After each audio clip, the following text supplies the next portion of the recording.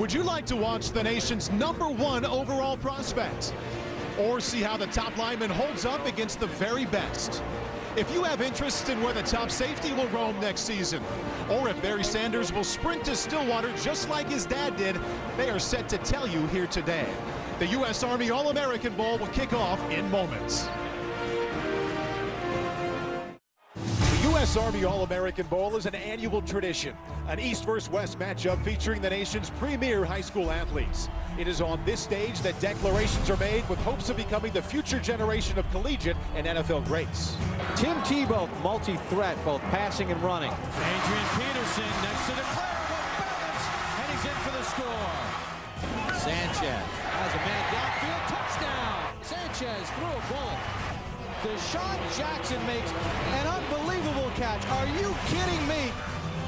Today, these top players will take to the field one last time as high school athletes, eager to showcase their talents in the national spotlight.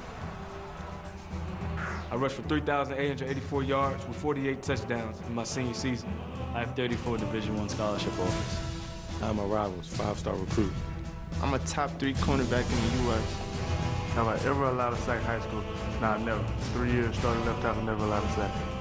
Barry Sanders, all-time great as a father. I've been able to capitalize on a lot of opportunities and have him to thank for it. Which of these Friday night phenoms will become Saturday night sensations? I am a U.S. Army All-American. The U.S. Army All-American Bowl is next. High noon in San Antonio, Texas. Beautiful afternoon outside, but we play indoors at the 11th annual U.S. Army All-American Bowl. And inside on this field for the first time for many of these All-Americans, it is truly a level playing field, best against best among the competition sprinkled in declarations throughout the U.S. Army All-American Bowl. It is only fitting that the coming out party for the next generation of all these Saturday and Sunday future stars comes on Wild Card Weekend, because players like Brian Cushing and Ndamukong Suh, Tim Tebow will all make their NFL playoff debuts this weekend, but their first exposure to the national spotlight and our first exposure to them came right here on this field in San Antonio. So who will we meet today? Players like Trey Williams, running back out of Houston, the Rivals Offensive Player of the Year. He'll introduce himself and his moves to the nation today. Time to introduce my partners in the booth, former NFL players Glenn Parker and also Anthony Herron.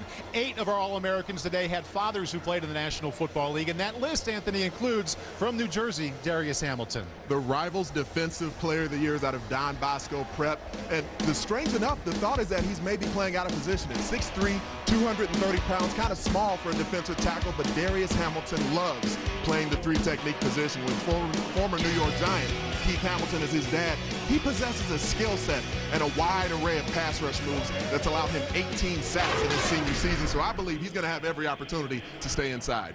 And Anthony, the top-rated quarterback on the East squad, Gunnar Kiel. Now, he initially committed to the home state Indiana Hoosiers, but he reconsidered that in October, said I'm going to reopen the search, and late December decided to go to LSU. He's standing by right now with our Marty Snyder.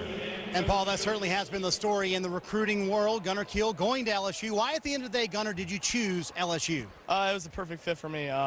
When it came down to it, the city was great. Baton Rouge is a beautiful place, and the people there are wonderful.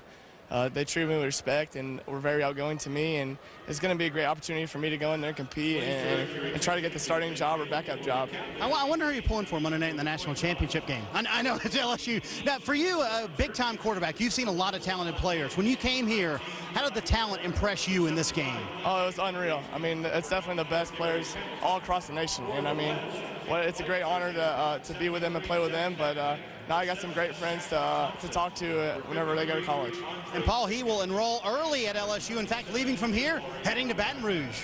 All right, Gunnar Kiel, the top-rated quarterback in this game. The #1 overall prospect, though, he is a wide receiver on the West team, Glenn Parker, and his name is Dorial Green Beckham. Yeah, and when you think about modern wide receivers, this is a guy you look at. He is 6'6", 220 pounds. He possesses every skill that a wide receiver needs in today's game.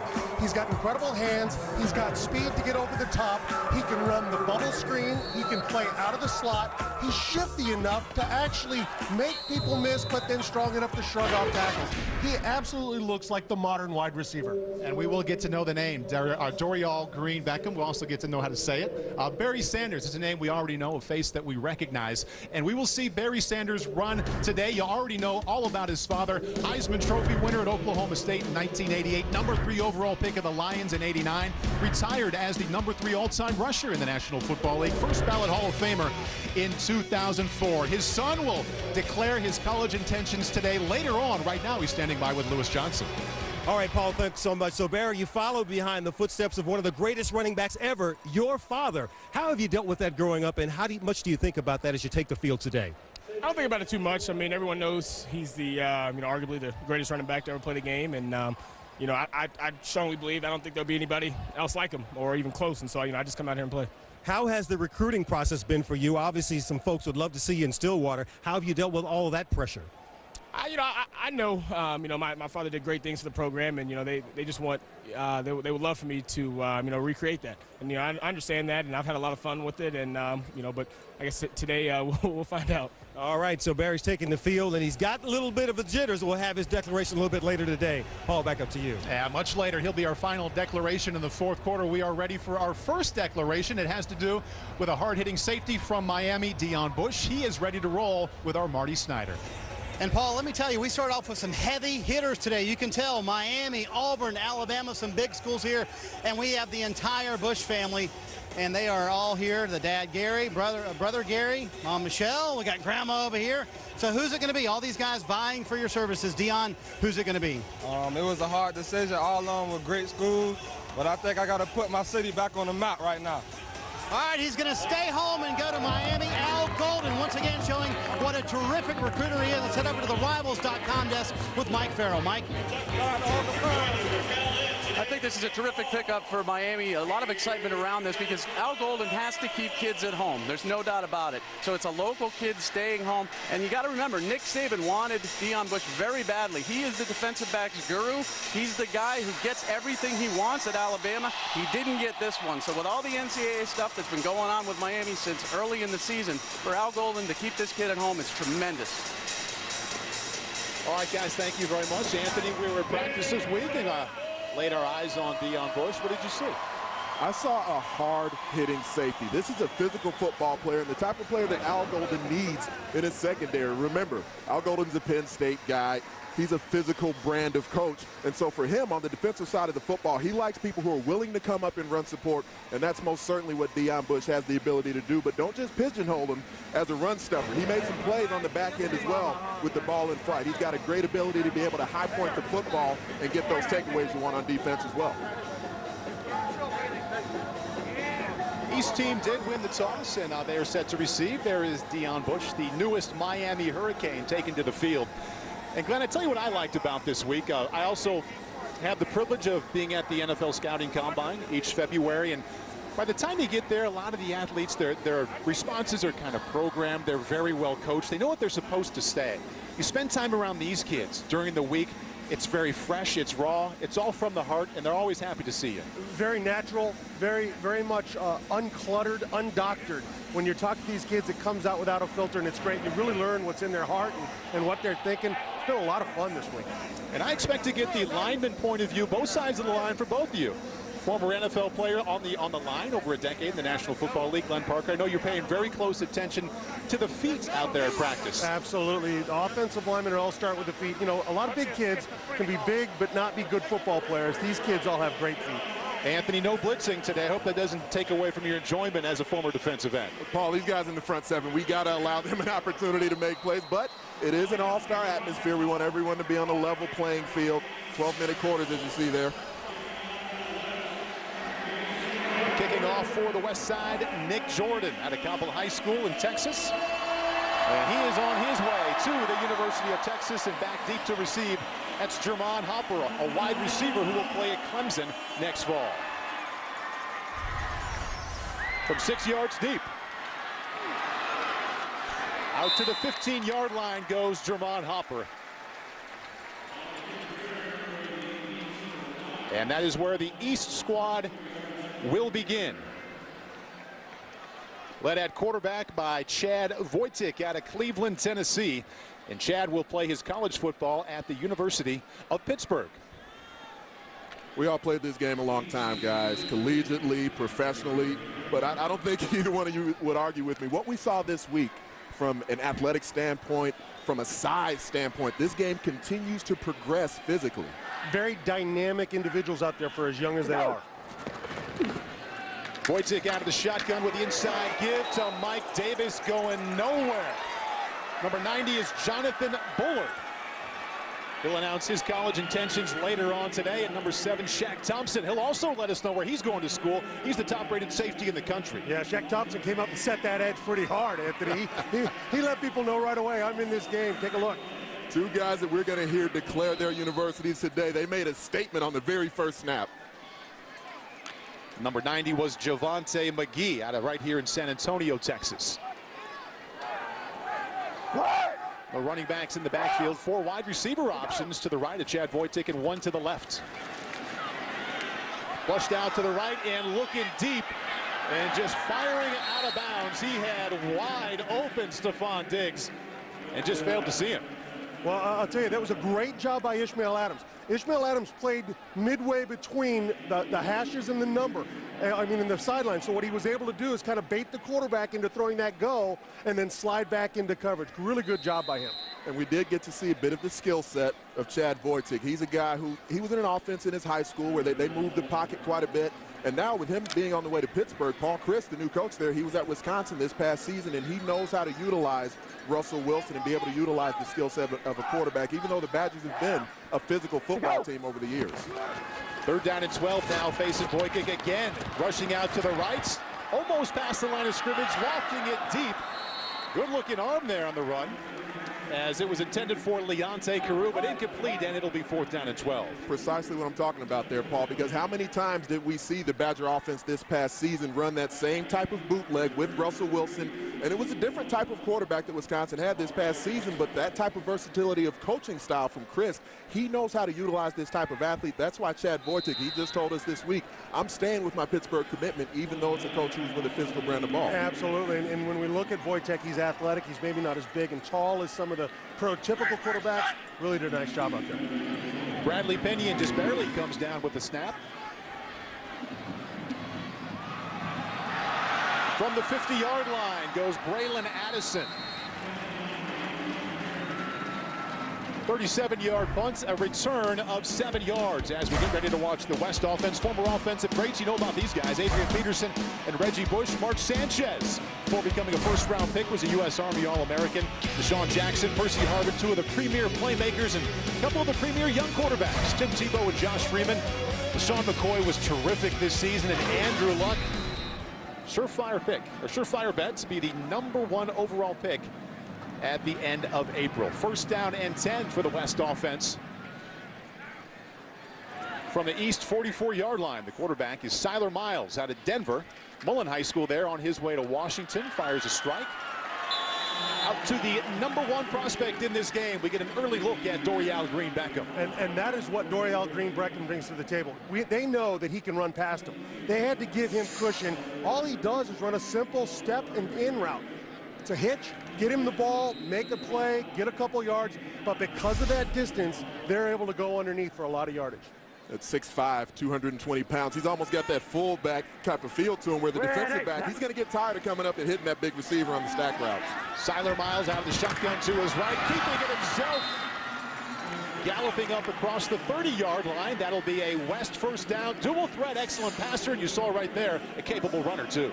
I got to tell you, as we looked at all 3 quarterbacks from the West, I thought Siler Miles was the guy who looked most ready right now. Physically, emotionally, you know, he seemed to communicate well with his teammates on the practice field. And he's put together, guys. He's a kid who spent time in the weight room there in Denver at his high school. So if anyone was going to play next season, he might be the one with the best opportunity. Smart enough to hit the ground. That's what I like. Trey Williams, the lone running back. He's headed to Texas A&M to Siler Miles right. There is Trey Williams rushing for over 3,800 yards, leading Dekaney High School to state championship this past season. And Anthony, you mentioned that Siler Miles may be ready to play this season. He may have to wait a while because Keith Price really emerged in Seattle as the replacement for Jake Locker. We've seen Keith Price lighten it up this past season, but as we talked to Siler Miles about it, he said even if I'm in the battle to be the #2 quarterback, he's in a position where he knows Keith Price can lock that position down. If he has to redshirt, he's fine with that. But he said he wants to go there and at least have the opportunity to compete. Even the fact that he mentioned redshirting was refreshing to hear from a high school player. Trey Williams, look at that burst and quickness around the left side. Wanted to cut it right up over the tackle, worked his way around the end. We see why he is the Rivals Offensive Player of the Year. That's a gain of 8. Tackle made by Josh Harvey Clemens. And you see a really good job of Zach Banner setting the edge, getting a little bit of a hook block, making it so that the second-level linebackers had to try to get over the top on it. Really good job by that young man. What'd you see out of Zach Banner this week? I read so much about him, heard so much about him, one of the most highly rated offensive tackles in the country, but at 6'9", you got to wonder a little bit, can he bend? You worry a little bit about his flexibility, a little bit about his athleticism, but what you loved was his attitude and his meanness. That is something you can't bring to the table, and he certainly does it. Miles to the outside. Complete to Kavari Russell. Good enough for another West first down. Kavari Russell on his way to Notre Dame. We saw plenty of talent in the defensive front on the practice field for the East squad. And right now, the West offensive line doing a nice job keeping that pocket clean for Siler Miles so he doesn't have to worry about any big uglies kind of lying at his feet, making him nervous in the pocket. 34. Got a color down. Blue 8. Blue 8 side. Siler wearing a mic for us this afternoon. You'll be able to hear him make his calls and dumping off underneath to TJ Yeldon, breaking tackles and leaping over tacklers as well. TJ Yeldon made the mother of all recruiting flip-flops recently in December, changing from Auburn to Alabama, showing his talent right here. And he's a big back, Paul. I mean, this kid is well over 200 pounds. He looked like the most physically imposing guy out of the running backs on the practice field, but you see the athleticism, the explosive ability to stop on a dime, the speed to bounce it outside, and the dexterity to go up top. I love the design of the play. I love the design of the play. A middle screen without your tackle getting out, with only one guard getting out. That was Magnuson.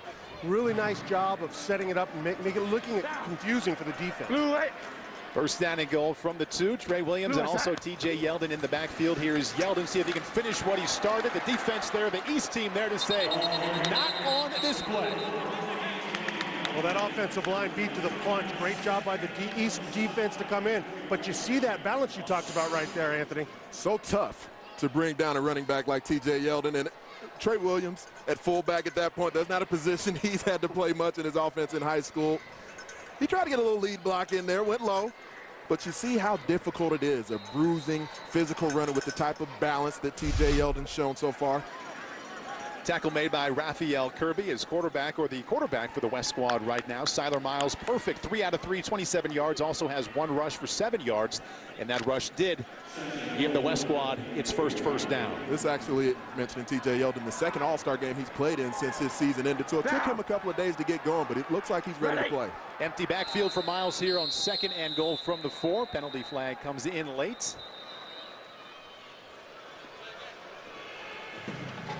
Timeout West was called before the penalty. First call timeout of the half. West team 4 yards away on 2nd down for putting up the very first points on the board here inside the Alamo Dome. The 2012 U.S. Army All-American Bowl. Looking forward to all the declarations and the competition here today. We are just underway in San Antonio. You are watching the U.S. Army All-American Bowl.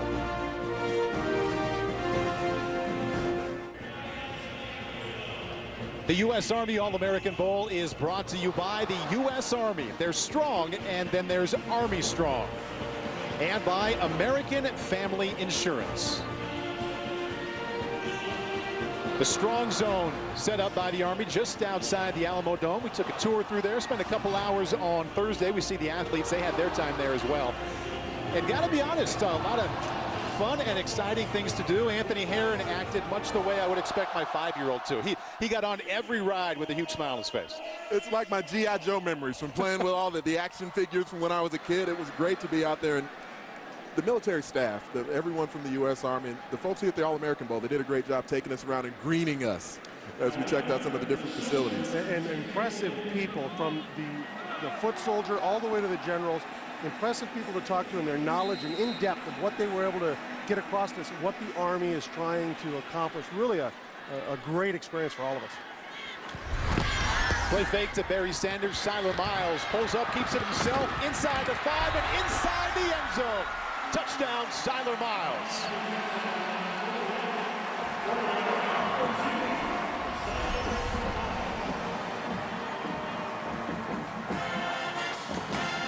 Washington Husky fans, this is what you have coming to Seattle this summer.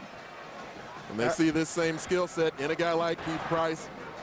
Siler Miles, big enough, fast enough, and the decision-making right there, that's what I'm talking about from a mental standpoint. He seems to be a young man who knows the game of football, and instinctively, that was the right call right there. Absolutely, rolled out. He looked to the end zone in the corner. It was well covered. His second progression was done, take it into the end zone. You talked about him being the most game ready that we thought we saw out there. I would agree with you, and particularly the new style quarterback. He certainly looks the part. And his job wasn't done, had to hold for the extra point, and that attempt by Nick Jordan is up and in. We have points on the board here at the Alamo Dome in San Antonio at the U.S. Army All-American Bowl. Those points provided by West quarterback out of Mullen High School in Denver, Siler Miles, before he becomes a Washington Husky, becomes the first player to score today.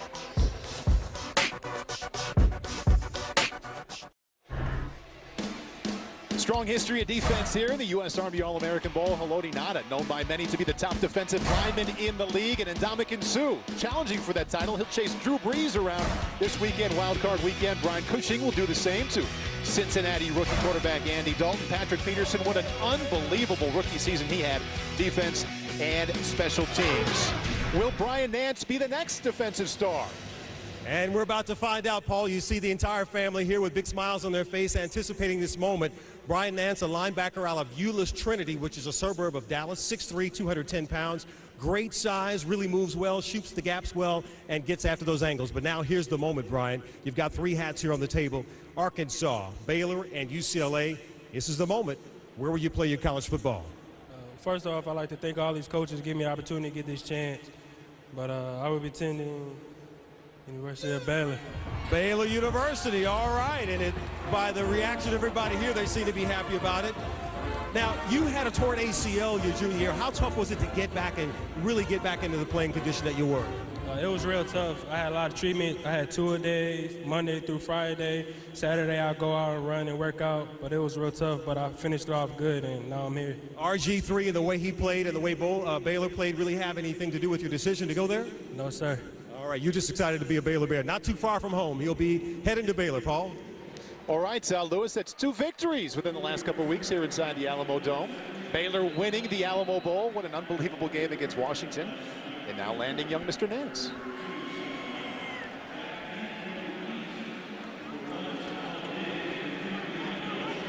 West squad on top, 7-0.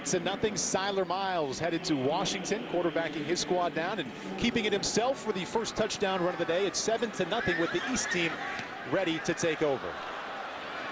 This is Stephon Diggs. That's Stephon Diggs, not going very far, just across the 20-yard line out to the 22. Well, talking a little bit more about Brian Nance, the last declaration, 6'3", 210, going to Baylor. What I like about him is his instincts in space. He's a linebacker that can play middle, but also will be ready to fit right in at the will backer. He can get in some depth. He can actually become in a 4-2-5, kind of that extra safety. Really good speed, really good instincts, good in the gap. Work on his angles a little bit, and this kid is explosive and be quite an impact player for them. At quarterback now for the first time today, Mr. Football in Indiana, and to many the #1 pro-style quarterback in the country, Gunnar Kiel. Just a little over a week after he committed to LSU, his running back there is Mike Davis. Got a chance to watch Gunnar Kiel in practice yesterday, guys. We read a lot about him. We talked to him when he was just throwing the football, his raw passing skills. What'd you see? Everything that jumped off on the film was there in person. There's a live arm, I would even say a special arm. And not just the strength of it, but the ability to put the ball where he needs to. He's a very accurate passer and a quick release, mechanically sound throwing the football. And physically a little more impressive than I was ready for going in. Yeah, He looked a little thicker, a little bigger than I would have projected him to be.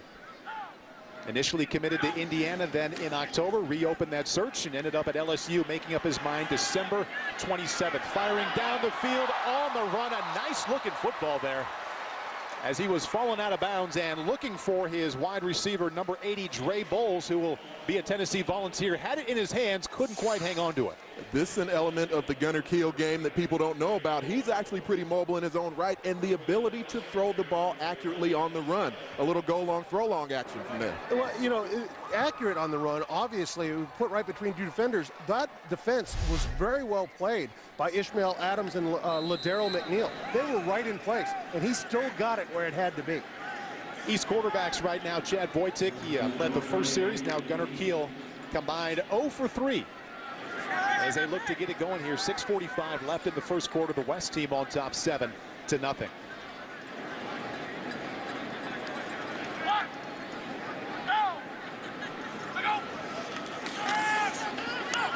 Kiel from the gun, fires outside, and he will not have a receiver any more wide open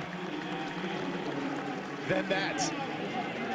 Devin Fuller out of Old Tappan High School in New Jersey hauls that one in, and that's an East team first down. Yeah, a lot of confusion in the secondary right there, but really credit the offensive line with good protection, running some TEs there, getting around, but they did a nice job of setting their hips and keeping that pocket wide open for him. One of the few things that the defense allowed to do in this ball game, yes, they were able to twist up front, so all the advantages haven't completely gone over the offensive side in this game. Well, the thing is, and the key to a game like this, as you know, is to get the ball in the hands of the playmakers quickly. Your offensive line has not worked together. They've only had a few practices, so their communication and timing is off. Brian Kimbo, the running back, but the inside give is to Stephon Diggs. Football is out. Was he out of bounds first? There's an official who thought he was, but the West doesn't seem to be agreeing. No, I heard that whistle, but it sure looked like the ball was out before he went out of bounds. I agree. The whistle was blown, but let's check that right foot. That ball's out. Ball is out. No red flags in the U.S. Army All-American Bowl. And again, Ishmael Adams stepping up with a great defensive play, hawking that ball, getting after it, knocking it out. I love the game of Ishmael Adams. He was listed at 6 foot, 210 pounds from his high school program. He's actually closer to 5'9", about 170 pounds. But he plays that big, Glenn. He's a physical guy out on the corner. He's not afraid to get up there and run support, as we've seen so far today. But what you don't see as much on the film is his ability to cover people out in space. Yeah, what I just in the little time we've seen him in game, not in practice, but in this game, he's showing us something we didn't see in practice the last couple of days. We're seeing an awareness of the ball, whether it's in the air, whether it's on the ground, of leverage, of angles. He's showing me a lot more football IQ right now than I would have suspected coming into this game.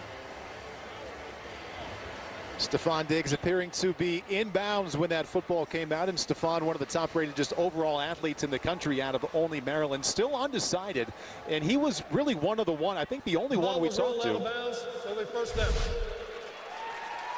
Ball ruled out of bounds, but Stephon really one of the only undecided athletes from the East Coast who said, yeah, I would consider Penn State. If they called, I would certainly consider going there. Paul, he's certainly got his choice of schools, one of the most explosive players in the country. He's got the type of ability that can increase the voltage in a stadium on any given play.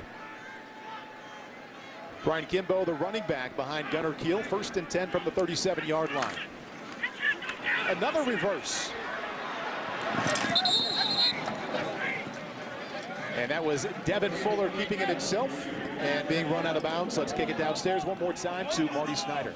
Paul hanging out with one of those NFL dads, Keith the Hammer Hamilton, and here with his son Darius. And you're supposed to be biased. I expect you to be biased, but how has your son impressed you this week as he's handled himself throughout the week? He's just matured so much, and he's grown up. He's 18. I'm just so proud to be able to come out here and cheer for him. It's really phenomenal. You grew 3 inches, 30 pounds in college. He told me yesterday, I think I can do that. Do you think he's got that much more room in his frame? I mean, he's 6'4", 245. I think he's got a long way to go. And I think technique-wise, he's a lot farther ahead than most of the kids that are here. As soon as that size catches up a little bit more, he's going to be something to watch. Can't let you go without talking about your former teammate, Glenn Parker, who's in the booth. Now, you got to give me a good Parker story. Maybe one day you schooled him in practice, something like that.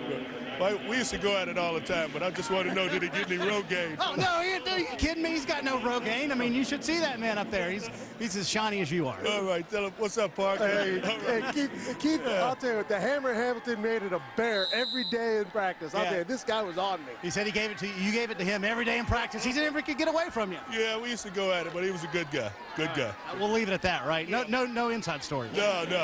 Let's sleeping dogs lie. All right. You two teammates. I'll let you guys talk later, Parker. Hey, Glenn, you also said that his son Darius had similar body type. Your first comment about him. When I saw him for the first time in practice, I said, that's Keith Hamilton. I mean, he looked just like him. He wore his clothes just like him, his socks. Now, but beyond that, the body type, the way his arms hung, the way his knee looked, I was like, man, that's a young Keith Hamilton right there. So if that's the case, I sure hope he gets that height and size because he has the technique. We watched him in practice. Those are the types of things that scout look for because they say, well, maybe Darius Hamilton's a bit small right now for a 3 technique, but we saw what his father turned into physically, still looking monstrous down there on the field, talking to Marty Snyder. 4th down and 3 for the East team. Mike Davis in at running back. This is the 8th play of the East team drive. Gunnar Kiel, little rollout to his right. To Davis, well-designed play and also well-executed. Davis with a burst inside the 10-yard line, a gain of 25. East team 1st and goal. I like Davis, the speed on the edge, the jet to go, and then the fact that he doesn't look to get out of bounds. He lowers his shoulder into Ashbel Adams there and just says, I'm going through you if I ain't getting out of here. He may be the most versatile running back we have here as far as just his overall skill set. He caught the ball out of the backfield quite a bit at his school. He possesses some power once he gets there, but he's got that long distance speed. When he gets out in space, he's going to be tough to catch. Yeah, and when you look at him, because of his size, he doesn't look maybe as tall as he is, and he's got a low center of gravity. He's very strong, powerful runner out here. Nice job by Kiel putting it right on Davis, hitting him in stride, allowing him to turn it up and show that speed. 1st and goal from the 4. It's a good hard run by Mike Davis, but Shaq Thompson, the top safety in the country out of Sacramento, California, there to make the stop. There's a lot of people waiting to see where Shaq Thompson is going to go to school. And this is the precise reason why. I mean, he's built like a linebacker. He's got a linebacker mentality, but in a similar fashion to a guy he grew up watching play, Sean Taylor. He can play in the secondary as well, and so he's your quintessential big safety. He can play strong or free, but he's a devil in the box. He is, and when we talked to him yesterday, he talked about how much he likes being in the box. I wouldn't be surprised to see him get a little weight and be maybe that weak side backer. 10th play of the drive ends up in the end zone. Touchdown, East squad. Quanti Moore.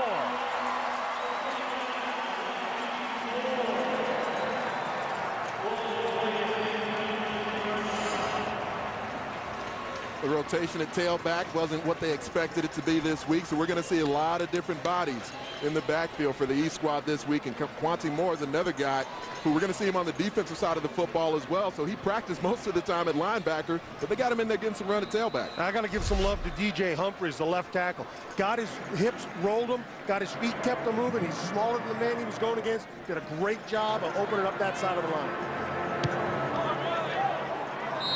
And the East team still going to trail, though, now by 1 point as Brooks Abbott pushes it to the right. Let's go, we're going to get this jump. Quanti Moore gets the 6th. They fail to get the one after, and the West team continues to lead, although that lead has been cut to 1 at 7-6. Gunnar Kiel leads an 11-play drive. Quanti Moore finishes it. Still in the 1st quarter in San Antonio, we have a 1-point game.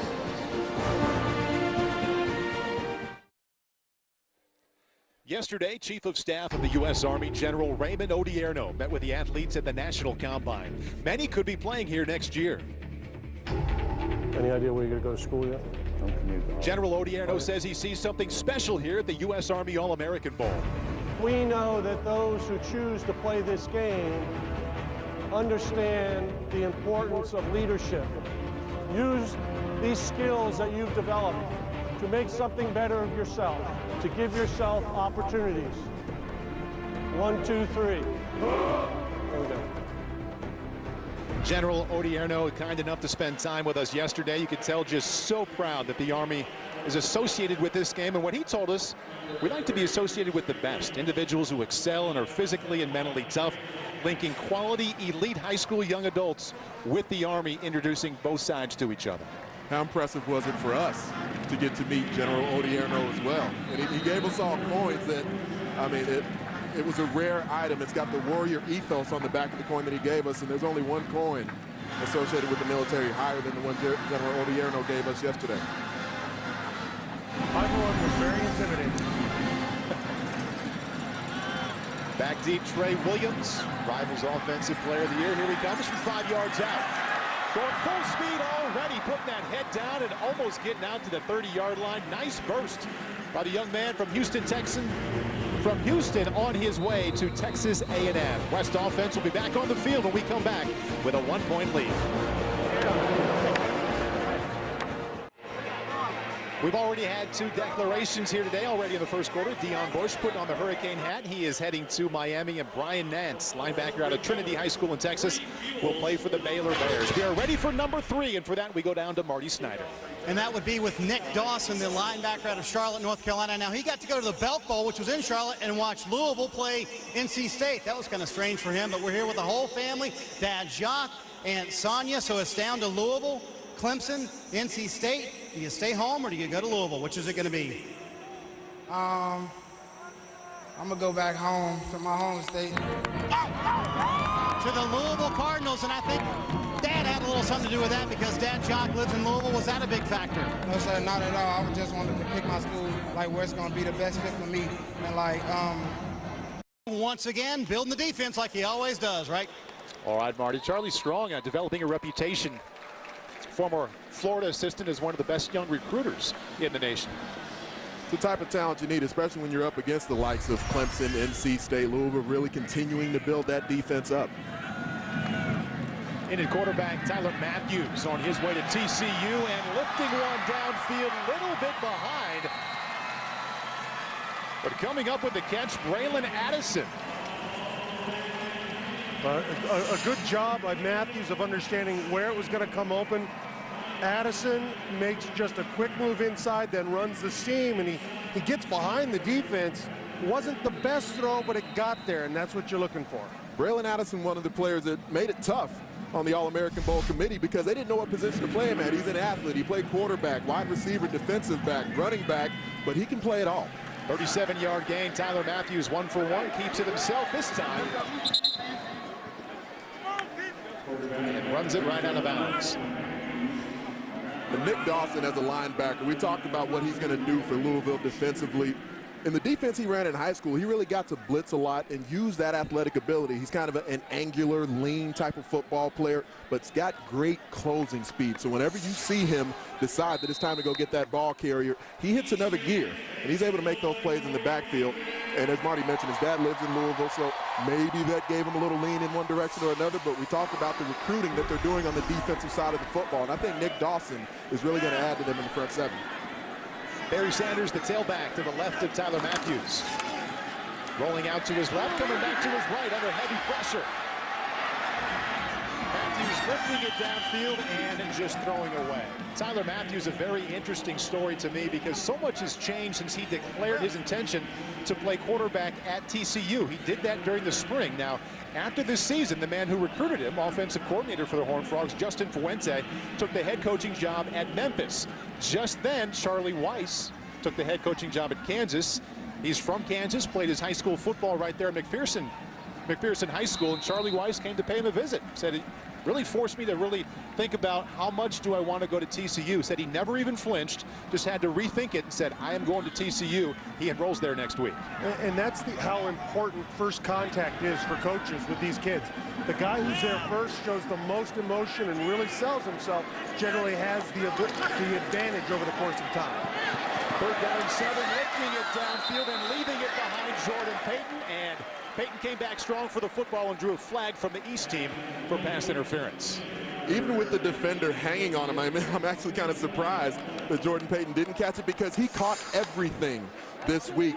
Potentially the most impressive set of hands, because he had a few balls in practice that were outside his cage, but he's a receiver that's shown that ability, leaning out of bounds, coming off of defenders hanging on him, as we saw right there. He's got really quiet hands, guys. When you watch him in a 7-on-7 type of period, you don't even hear the ball hit him. Pass interference, defense, 15 yards from the previous spot, automatic first down. And I think that's something that you talk about. Great receivers make it look effortless. The ball comes, the ball doesn't beat them up. They just catch the ball. There's not a slap. It doesn't hit their pads. It's just in the hand, soft, and off they go. An important point that you bring up there, because as they move through the echelon and move up and up, they have to get better and better at that. And the ones that don't fall by the wayside. Jordan Payton will make his declaration a little later on in this game. So too will Barry Sanders, who was the man that Tyler Matthews faked to, kept it himself. Don't know if he meant it, if that was the actual call, but he ended up keeping it himself and turned it into a positive play, gain of 5.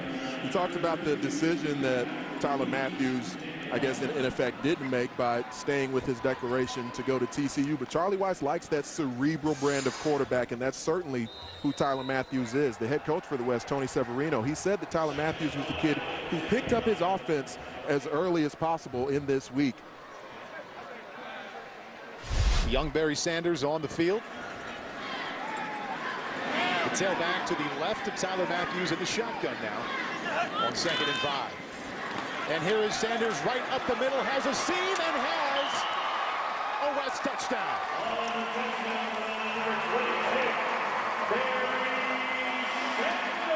And the thing about Barry Sanders, when you watch him in the red zone, he's the type of back you want. He's a one-cut, tent stake the leg, and go.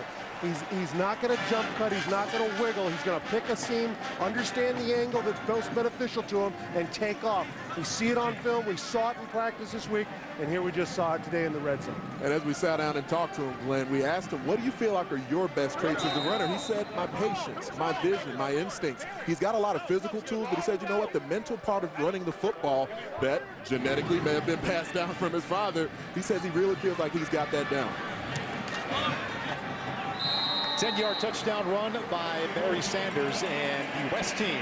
Touchdown run by Sather Miles. Touchdown run by Barry Sanders, leading 14-6. Well, they set it up. They run a fold block on the backside, draw action on the front. That brings the end up. It's a very tough job then to run with the play by those backers in order to get over to him. I've gotten to talk to Mike Farrell a bit about Barry Sanders this week, as we all have. And what I think about when I think of his father is looking at what the father, Barry Sanders, was when he was in high school and what he was like in college. And he had the chance earlier to speak about his relationship with his Hall of Fame father. Barry Sanders, running back. Growing up with a, all-time great, as a father, it brought about a lot of opportunity. One of the big lessons I've learned from him over the years, just to be a very honorable person. Both of our playing styles are, you probably characterize him as, being elusive, great vision, and able to find, an opening when, others may not think so. Barry Sanders with a 10-yard touchdown run, and the West team in the first quarter here leading 14-6. And as I was saying, talking to Mike Farrell about where he is physically right now, I believe when you look at what Barry Sanders Sr. was, a father, when he first started his career at Oklahoma State, he wasn't quite the jitterbug that he turned into in the NFL. And so what you say, Glenn, about the style of Barry Sanders we're seeing here on the field today, I believe there's still some evolution that may take place in his game. This is Devin Fuller slipping on the 18-yard line. Let's check into the sidelines with Lewis Johnson.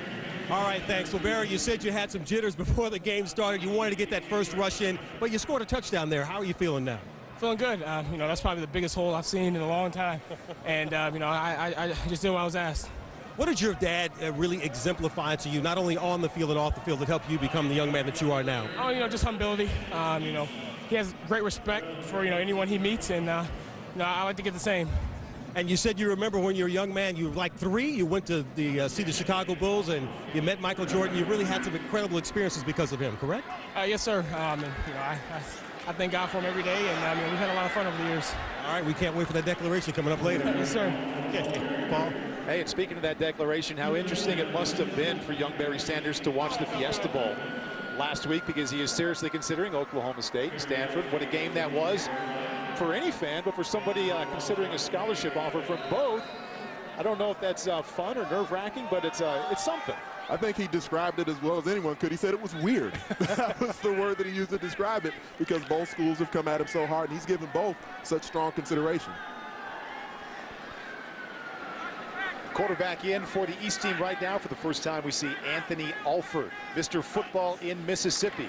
He'll also announce his college intention today, and showing us the strong arm right there, a velocity, a fastball to Kent Taylor, the tight end who is on his way to be a Florida Gator. That's a gain of 8. And you see the effortless throw by Alford. Not a particularly imposing physical presence as we look at the receiver. Kent Taylor here does a nice job just sitting in the void, but you see that the recognition by Alford, you see the way he put that ball in there. You mentioned fastball, being a baseball player. He's got a great arm. He can run. Interesting to see him progress through this game and see how he throws that ball. Center fielder, he expects to be a first-round pick. Wow. In the June draft, he expects to play baseball in college, wherever he goes to college. Don't know if he expects to get out of the mess here. Look at Shaq Thompson. That's from his safety position, guys, and there's no blitzing here. Okay, keep that in mind, but he did it. Shaq Thompson did find his way to the backfield and throw him for a loss of 5. When they use the term running the alley, that's precisely what Shaq Thompson did back there, because from the defensive backfield, you got to be able to recognize where a ball carrier may declare, and as he goes, you got to be able to shoot that gap. That's going to do it for the first quarter here in San Antonio. We've had some declarations. We've had points scored. Deon Bush heading to Miami. Mr. Nance going to be a Baylor Bear. And Barry Sanders with a touchdown. The West team with a 14-6 lead.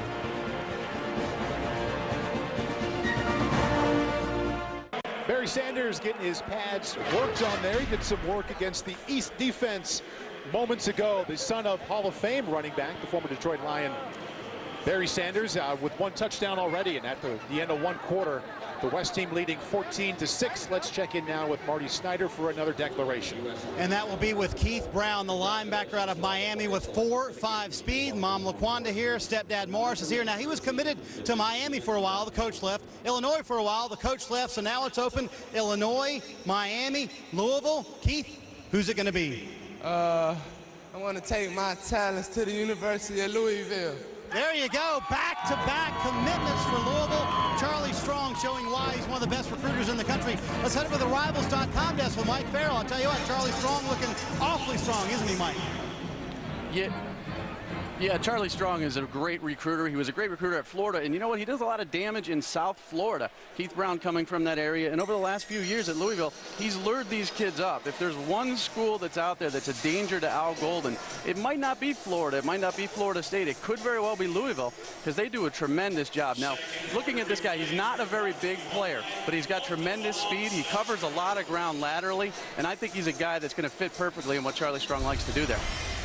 I think Keith Brown going to like the September schedule there. Louisville opening up with Kentucky at home, playing North Carolina, and then at the end of September playing in Miami at FIU. Miami, his hometown, on September 22nd. Kimbrough was the running back, and that is for the West squad coming up with the interception.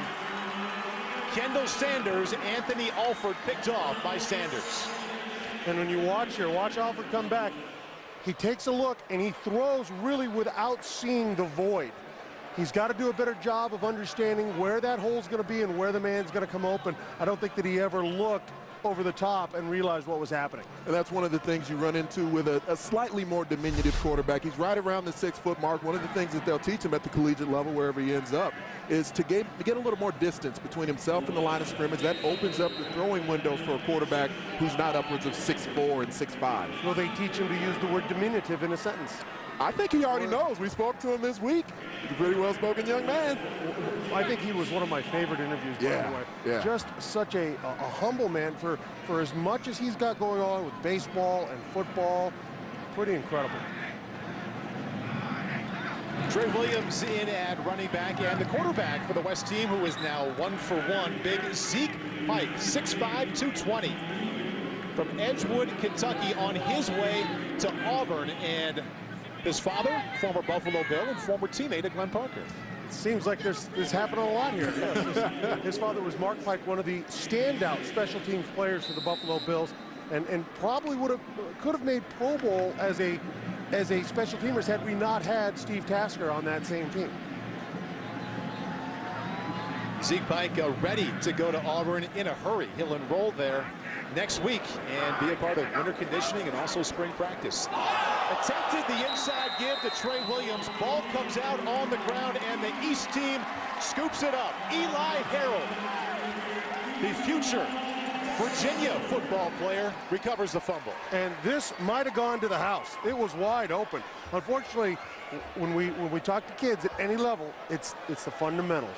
It's the basics. Get that center exchange to the quarterback, get it to the running back. Eli Harold giving the ball back to the East team early second quarter with the West team on top.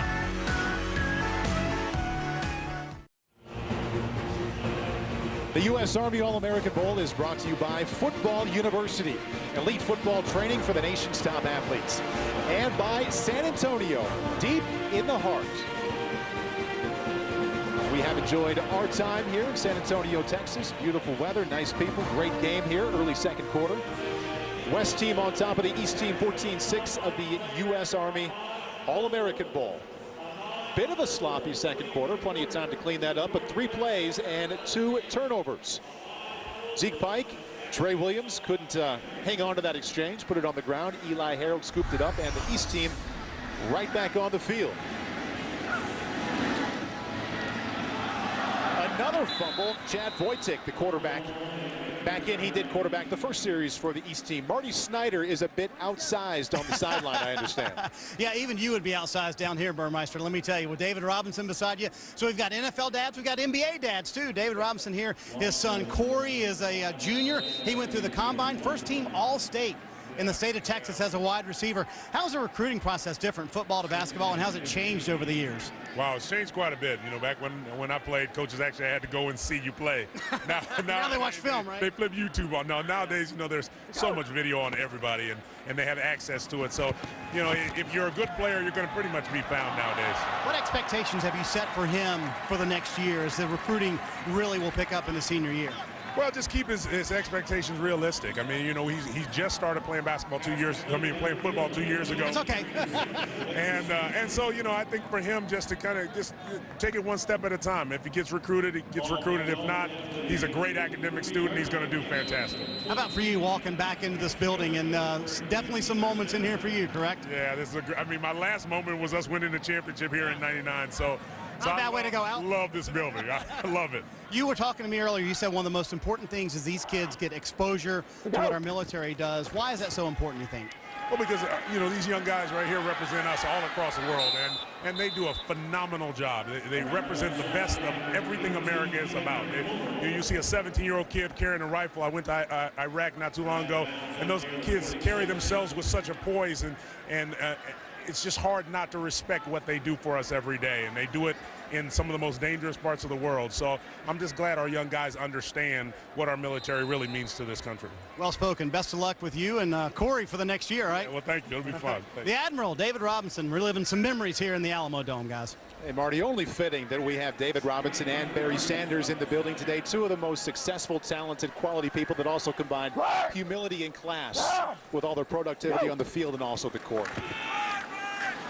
Running back is Mike Davis, running strong. Near an East team first down. Let's check in with Rivals.com national recruiting analyst Mike Farrell. Yeah, you know, I saw Corey Robinson yesterday at the junior combine, and he is a kid that's come on the radar late, but he was very impressive. I mean, he ran good routes. He caught every pass that was thrown his way. He's 6'4". You got to remember that was the same height that David Robinson was as a senior before he exploded to 7 foot. But what really impressed me about him is his character, and also David Robinson's character. He was hit up for every photo opportunity, every video, every interview, autograph. He never turned anybody down, and his son is just as nice a kid. All right, guys, Mike Davis on the run, brought down by Eric Armstead of the West team. And he is one of the most interesting stories out there because not only is a highly rated prospect. He truly wants to be the first player to play in the National Football League and the NBA at the same time. He's still undecided where he's going, but he will be playing college basketball somewhere in a couple of weeks, and he'll also go through spring football in a couple months. He says that because his knees are 18 years old. That'll stop soon. So it's not a path that you have chosen? Not at all. The grind of an NBA season on the hardwood would be very, very tough. Chad Wojcik, eyes downfield as he rolls out to his right, and he is met in a big way by Andre Pipkins, one of your favorite players from the week, Anthony. I would say there was a love affair between myself and Andre Pipkins this week, because as soon as you watch him on the field, the physical stature of him is impressive enough, but then you watch the motor on a big fella, well over 300 pounds, and chasing down one of the more athletic quarterbacks we've got in this game. And once he gets there, Glenn, he's going to make him feel it. Watch this big fella lay heavy on Chad Wojcik. I like that pursuit from middle of the pile all the way across the field to the sideline, and still having enough in his tank to lay the wood down. Got to respect Andre Pipkins as well, because he's already committed to Michigan. A lot of other schools have tried to continue recruiting him, but he said, you know what, I'm not even going to take any more visits. I committed to Michigan, and I'm staying with that. Taking the toss sweep for the east side, Brian Kimbrough. Gain of 1. Want to get back to the quarterback here, guys, Chad Wojcik, who committed to Pittsburgh, and like so many of these student athletes to be, dealing with change. Head coaching change at Pittsburgh once again. We talked about it a little bit earlier. Paul Chryst coming in from Wisconsin, and what a way to land on your feet. You're wondering what kind of offense they're going to play in. Last two quarterbacks he had, Russell Wilson, fantastic this year. And prior to that, in the 2010 season, Scott Tolzien won the Johnny Unitas Award, best senior quarterback in the country. So talked to Chad about it. He said, I didn't have to stay worried too long. Very excited to play in the offense run by Paul Chryst. Pushing it downfield, a little bit underthrown. And almost coming down with it for the West team, Edward Pope. Edward Pope, you see him right there, really good ball skills. He drifted back. It's a nice job here of seeing where the ball is, then going up. We talk about high point, get to the high point, uses his size pretty well there. He's a little undersized at 175 pounds, but at 6'3", he's got some height. Got a cast on his hand, probably comes down with that. Very prototypical, though, of what TCU looks for in their DBs. Ready for the first punt of the game. 5:47 left in the second quarter. West team on top, 14-6.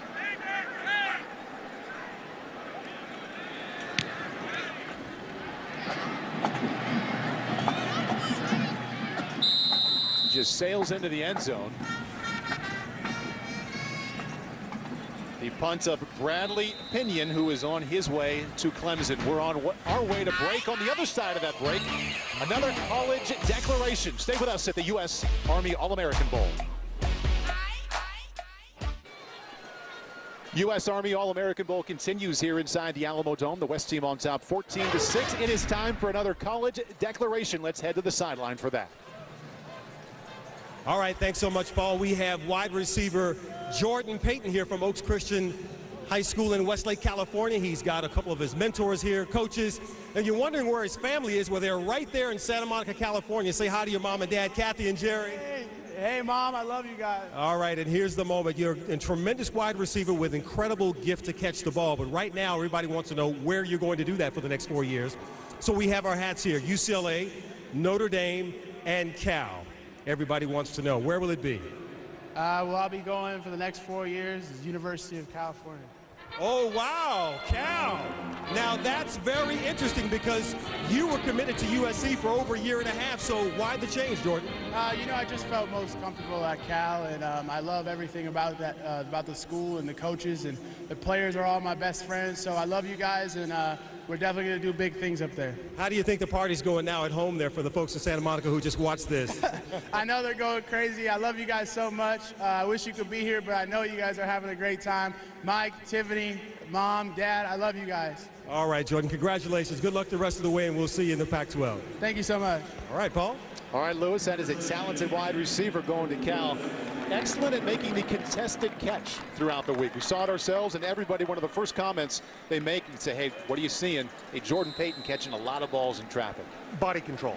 You see body control. You see a kid who can get himself into a position and still keep his eye on the ball, his eye on the target, and come down with it. We had David Robinson down there earlier. The and one is probably what the Admiral would call it.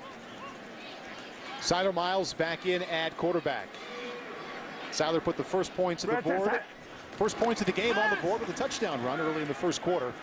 Swinging it out to T.J. Yeldon on his way to Alabama for the second time today, leaping over an East defender. Did it in the first quarter near the goal line. Does it again here for a gain of 19. You see the speed there, but what you don't see and what college coaches love, number 37, Cedric Dozer on this corner right there, blocking, getting himself up there. That's the little things that you don't expect a high school star in a game like this put his nose in and do for you. The defensive backs already tired of tackling T.J. Yeldon. Only a couple of carries into the game, but this big fella, he is going to continue to grow as well. That frame he possesses. T.J. Yeldon at Daphne High School in Alabama averaged 9.5 yards per carry. He will enroll at Alabama later this month. Yeldon one more time, bouncing it outside and spinning and breaking tackles out near the midfield stripe. T.J. Yeldon with an impressive first half. That's a gain of 8. Let's go down to Mike Farrell on the sideline. He is the Rivals.com national recruiting analyst. Yeah, T.J. Yeldon trying to take away a little of Jordan Payton's fire here, but I love Jordan Payton. I liked him a lot more this week than I expected to because he does catch the ball so well, and he's got great body control along the sideline, and in traffic, he plucks it out of the air. He doesn't let it come to him. Now, you got to remember that when USC got hit with their sanctions and lost scholarships, everybody expected UCLA and Rick Neuheisel to take all the kids away. It's Cal. Watch out for Cal because they have great recruiters and they're doing a terrific job getting those California kids that USC can't take. Jim Moore going to do his best to tap into that Southern California market and compete with the USCs and Cals and Oregons of the world who've made a nice living. Southern California making a living in the backfield. Adolphus Washington, the future Ohio State Buckeye, the sack for a loss of 8. Well, he gets around Zach Banner here, and Zach Banner's first step betrayed him. When he stepped back, he stepped under himself, thereby giving a short edge to the rusher, Adolphus Washington. Credit to Adolphus Washington, understanding the path to take to the quarterback. Really nice job by him. Upwards of 6'4" for a defensive end. I love the fact that he can bend, he can rush the edge low. And as you know, Glenn, it's really tough for those offensive tackles. Once you're really turning the edge low, you got to be able to get down, you got to be able to bend, not have that hinge that we saw from Banner. Siler Miles right now the quarterback for the West team. In addition to that touchdown rushing, 4 for 4 through the air for 46 yards. Play action, wants to come back to the right, dodging East defenders. And now on the ground, first it was Adolphus Washington making the initial contact. And then Tyreek McCord, who will announce his college intentions later on today, throwing Miles for a loss of 15. I think what we just saw was a kid who's used to playing amongst a bunch of kids who aren't as fast and shifty as he is. And everybody out here has got a motor. Everybody out here is at this level. We saw Jarron Jones getting into the backfield as well. Notre Dame commit. The entire defense from the East trying to corral the quarterback. Now they've got the ears pinned back. They're smelling that blood in the water. Back-to-back sacks, Adolphus Washington, Tyreek McCord, the West team in a hole, though leading 14-6, and Jordan Payton on his way to Cal Berkeley. We're back in San Antonio right after this.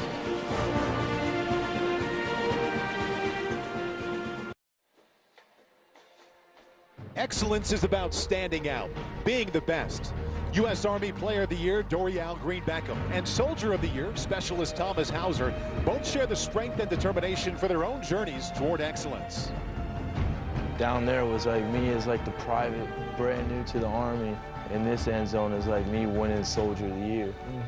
If I want to make a difference in myself and for the whole community, that means I got to try to make that happen. It looks far away, but before you know it, it's already going to be here. And you're going to look back and be like, wow, good luck. You know, I know you're going to do great. We are back here in San Antonio, the U.S. Army All-American Bowl. You're looking at Dorial Green Beckham, the #1 prospect in the nation. 1 catch for 9 yards. There is the Army Chief of Staff, Raymond T. Odierno, the general, spending time with us this week and also watching this game. One of those individuals you won't forget spending time with.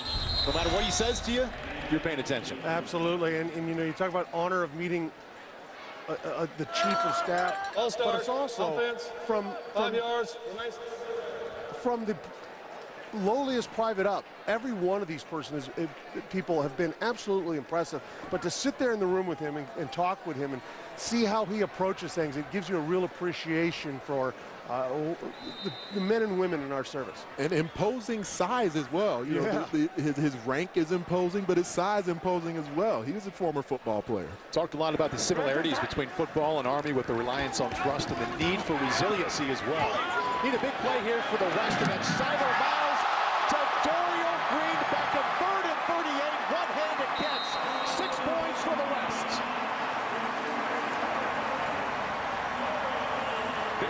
There is your #1 overall prospect in the country, Dorial Green Beckham, showing exactly why every program in the country would like him to catch passes in their city. We talked about him. He has the speed to get behind defenses, but in this particular instance, it's 3rd and 38. Can't let him get behind you, but does a great job keeping his hand on the ball. I know Travis Blanks, the DB there, is thinking, what more could I do? The ball gets a little tip on it, but that's why he is the best player right now out there. I did a great job picking my jaw up, Glenn. Are you kidding me? This guy's only in high school, and he's making plays that look like receivers like Larry Fitzgerald, Calvin Johnson, as you mentioned in our open.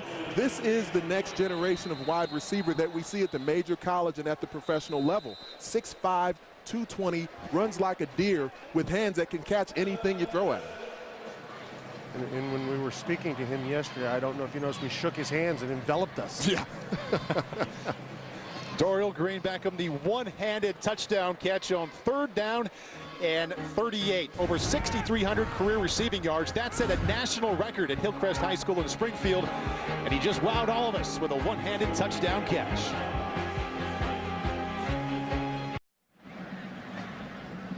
Dorial Green Beckham, #1 recruit in the nation. Only needs one hand. I guess #1, one-handed grab, 3rd and 38. Touchdown from Siler Miles, and the West team on top 20-6, looking to make it 21-6. Extra point attempt by Nick Jordan, who will kick next season for the Texas Longhorns. He's got it, and the West team has a 21-6 lead, 1:28 in the second quarter. So 3rd down and 38, what's your call? Well, the defensive front, they're obviously getting their ears pinned back, and Siler Miles, he says, you know what, if I've got the best athlete in this game, let's put the ball in the air and give him a shot. Siler Miles mic'd up. Let's take a listen to how it sounded and looked for him.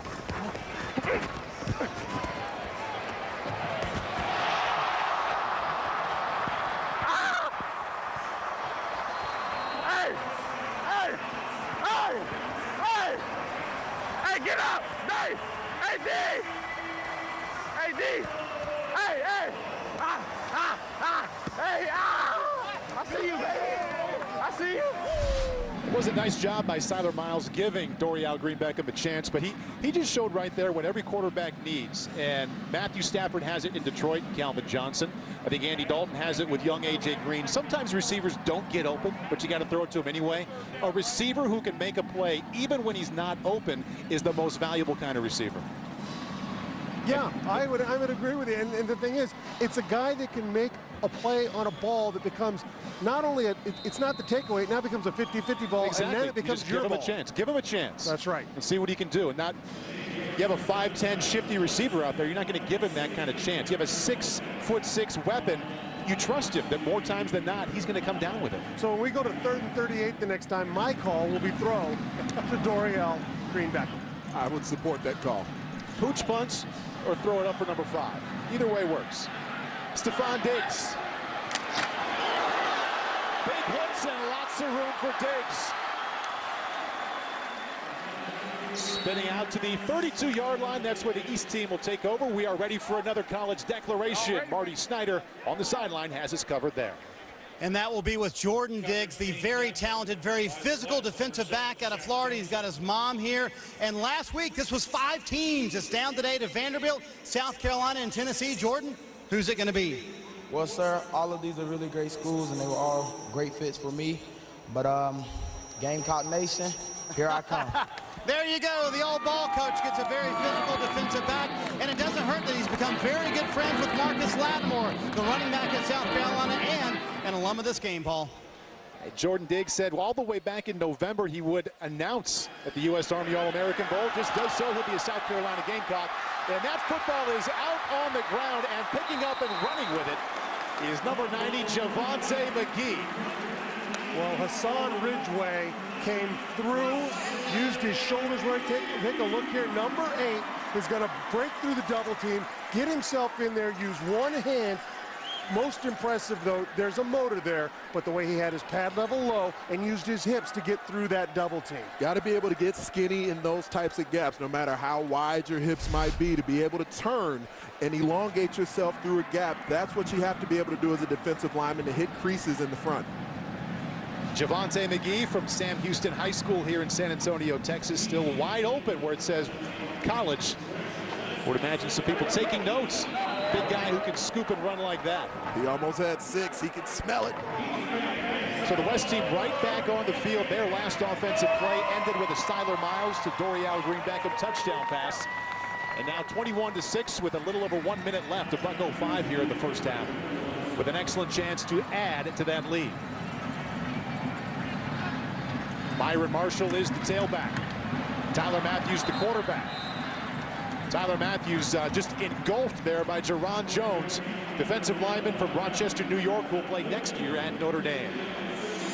He's a guy who struggled a bit early in the week because in Rochester he didn't face the level of talent that he's seen here. But the interesting thing, and the thing that Brian Kelly's got to be excited about, is that once he struggled early, he was able to pick his game up, and he brought himself to the next level. And we see here, he's been in the backfield quite a bit throughout the second quarter.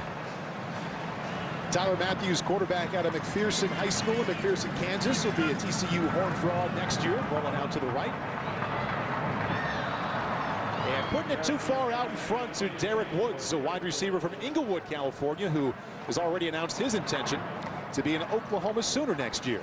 Coming up at halftime, we'll go to New York for the ADT NBC Sports Update with Dan Patrick, Tony Dungy, Rodney Harrison, Peter King, and Mike Florio. Tony and Rodney will preview the wild card doubleheader, including the first ever matchup between 5,000-yard quarterbacks when the Saints will play host to the Lions. Peter and Mike will have all the latest NFL news, and will return for more declarations from San Antonio after halftime. And more action. All-Americans here at the All-American Bowl at the Alamo Dome. Barry Sanders is the tailback to Tyler Matthews' right. Barry Sanders already with 1 touchdown today, a 10-yard sprint. In the first quarter, we have 23 seconds left in the first half. Tyler Matthews to Dorial Green Beckham. Well, he had the one-handed grab for a touchdown. The touch pass, 2 hands right in front of him. I guess that one's not quite as easy. Well, this one almost looks like it got tipped and maybe changed the trajectory. Let's take a look and see what happens. Does anybody get their hand up there? Because as he's coming in, that ball appeared from the other angle, maybe to get tipped, but you're right. Makes a hard one. This one beats him up a little bit. It's like missing the wide open layup. Too much time to think about it. One of the things you see at times from young wide receivers, the focus, the concentration to be there, snap in and snap out. Ran a nice route, stair-stepped the defender back into the end zone, broke open, but you got to haul that one in, big fella. Now, don't you ask yourself, Paul, as a former quarterback, why you don't throw the fade? Give him a chance up there, up top at this thing. Maybe that's what he said. I don't do quick slants. The fade. Nick Jordan with his first field goal attempt, up and in, and the West team continues its strong first half with 15 seconds remaining until halftime, on top 24-6. Dorial Green Beckham undecided. Missouri native, Missouri in the mix. Arkansas with a strong chance. Also said to be considering Oklahoma.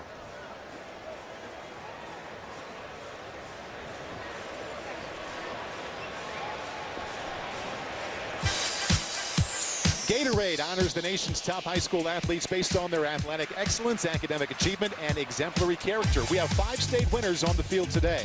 Congratulations to Anthony Alford, Gatorade's Mississippi Football Player of the Year, Vince Beagle of Wisconsin, Alex Carter of Virginia, Dorial Green Beckham of Missouri, we just saw and talked about him, and Gunnar Keel, the quarterback out of Indiana, on his way to LSU. Only the best on the field here today. And Dorial Green Beckham has a special pull to staying at home And that's why Missouri is in the mix. First of all, he likes the Tigers, likes the coaches there, but he has a younger brother with leukemia. And you just get the feeling, speaking with him, that the chance of staying close to home and being close to family really weighing a lot right now in his mind. There's a really interesting balance he has to walk with that, because he wants to be near his family, and he told us at the same time that his family wants him to make a decision that also suits him and suits his future. Something that needs to be respected about all the young men on the field, and they all talk to us throughout the week about what a blessing it is to be here with the U.S. Army at the All-American Bowl. But 17, 18 years old, life-changing decisions being made. Well, that was an interesting kickoff, because we had a fair catch called for, and we had a member of the West team step in front of that fair catch and snag it after Nick Jordan. He kicked the field goal and now just had that kickoff, and we'll get an interpretation here. Well, we'll take a look. The ball hit the ground, I believe, first, so therefore I don't think you can fair catch it if it hits the ground first. If it was a pooch kick, you can fair catch it. Drilled it into the ground, high hopper. Yeah. Interference with the opportunity to catch a kick. It's a 15-yard penalty from the spot of the foul. First down. Apparently not.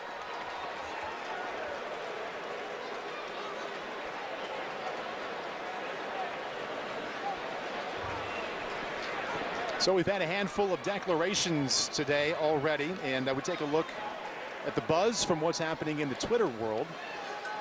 What a game by your son, Barry. Nice touchdown. Barry Sanders had a 10-yard touchdown run. Barry Sanders will announce his college intentions later today in the fourth quarter. Also, Keith Brown just said he's taking his talents to Louisville. Charlie Strong getting 2 defensive commitments here already this afternoon. Social media abuzz, all events.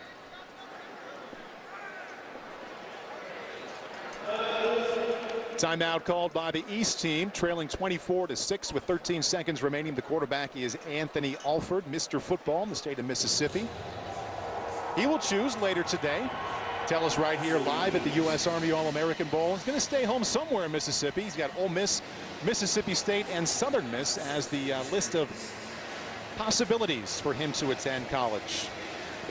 This fall, the American Family Insurance Selection Tour traveled to each of the high schools of our U.S. Army All-Americans.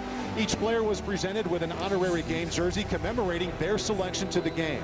And students on campus were given the opportunity to take the American Family Insurance Teen Safe Driver Pledge and sign a crushed car, making a symbolic promise to protect their own dreams by practicing safe driving habits. Yesterday at the awards dinner, Peter Gunder, who is the Chief Financial Officer, presented Darius Hamilton with the American Family Insurance Defensive Player of the Year award. Congratulations to Darius from American Family Insurance. Your dream is out there. Go get it.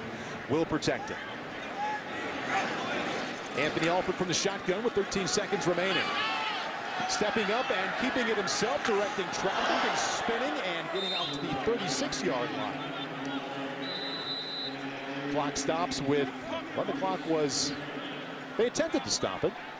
I see nothing but zeros up there on the board. The clock was too strong, Paul. The clock was determined. It was not to be denied. Barry Sanders will find out where he's going to college in the fourth quarter. We've already found out that he can run with a 10-yard touchdown run. We've had declarations. We've had 30 points in the first half. We head to halftime at the Alamo Dome. The West team leading 24-6.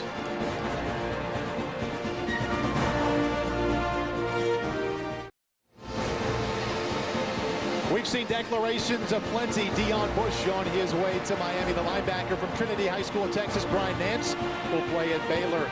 And Nick Dawson on his way to play linebacker at Louisville. Louisville, popular school here today. Keith Brown, also a linebacker out of Miami. He's going to play for Charlie Strong. Jordan Payton was initially a USC guy, but you see the hat there. Staying in the Pac-12, he will catch passes at Cal. And Jordan Diggs on his way to play at South Carolina. We are at halftime of the U.S. Army All-American Bowl. Up in the booth, Glenn Parker, Anthony Herron, and Paul Burmeister. Thanks for coming back with us, guys. 24-6, the West team on top. Glenn, what stood out to you so far? I think the intensity of the play. The kids are flying around, they're hitting, they're very involved in this game. Not your typical all-star game. Anthony? And even with some of the rules veering against the defense a bit. The defensive line from each team able to penetrate into the backfield. You know I love seeing the guys with the blood in their fingertips chasing those QBs around. And you know you're outnumbered up here, offensive lineman, quarterback. It's 2 against 1. I've been known to defeat a double team or 2. We appreciate the effort, though. The effort now is to send it down to the sideline for the next declaration, and Marty Snyder has us covered there. Well, next up will be Tyreek McCord, the defensive lineman with 4.5 speed. That's why he got a sack right before halftime. We have Mom Francis, Dad George here. So this has been a big battle. It's down to Georgia, Miami, South Carolina. Who's it going to be, Tyreek? I think I'm going to take my talents to South Beach, sir. All right, he's going to stay home and go to Miami. Now, just 3 weeks ago, he said South Carolina was the leader. What changed, Tyreek? Coach Golden, he's leading that program in the right direction, and I just want to be part of it. And they have a great broadcast communication program that I really want to study in. Well, I'll tell you what, Al Golden stealing one here at the last minute. He chooses Miami. And I think it, too. He has Deion Bush, the safety already, now adding to the defense. Another one, the Hurricane D, getting stronger here this afternoon in San Antonio. The second half on the way, the West team leading 24-6. We are at halftime here of the U.S. Army All-American Bowl in San Antonio, Texas at the Alamo Dome. West team on top 24-6, led by the quarterback Siler Miles out of Denver, headed to Washington. He is 5 for 5 for 125 yards, 1 touchdown passing and 1 rushing. Glenn Parker, Anthony Herron, Paul Burmeister in the booth, watching the very best the high school talent has to offer this season. U.S. Army proud to be linked with the elite high school football players, and we are proud to be here bringing it to you. Dorial Green Beckham, the wide receiver out of Springfield, Missouri. We talked about him at the top of the broadcast as the #1 prospect in this country, maybe the most known name. Barry Sanders, yes, his father is the Barry Sanders, former Heisman Trophy winner and the Hall of Fame running back, #3 all-time rusher, and his son with a 10-yard touchdown run earlier. Dorial Green Beckham, not just the top receiver, but the #1 player in the country on 3rd down and 38 with one hand. Hauling it in from Siler Miles. That is the signature moment of the first half. First half defined by the West team, leading 24-6. And after Green Beckham crossed the goal line, he meets up with his quarterback, Siler Miles, and they both do the Superman pose, a la Cam Newton. I mean, that was really a superhuman type of play. I'd like to see something new. I mean, that was new in September. Are you a comic book guy? Could be. Can I just say that I was unaware that it was a Superman pose, not being a comic book guy. I just, you know. Revealing the S on the chest, my good friend. That's exactly what it is. All right. That was a comic book superhero type of moment we saw from Green Beckham there. That's why every school in the country is after him. And we see Barry Sanders there. I was talking to Mike Farrell from Rivals about Barry Sanders throughout the week. And I believe, as I was getting into a bit in the first half, his running style will continue to evolve because I believe that's what happened with his father. You're a bit more of a contemporary with Barry Sanders than I was. But when he was at Oklahoma State, behind Thurman Thomas, his running style continued to evolve at that point as well. And he turned into, once he got into the NFL, more of the jitterbug type, more of the spinning in the hole, more of the jump cut guy than what we saw out of him in college. So I think maybe his son might be the same. And never forget, as you get around faster and better athletes, you must adapt and change. Every one of these kids out here will change their game a little bit. Trey Williams from 3 yards deep. He will play at Texas A&M next fall, and here he comes across the 30-yard line, out to the 38.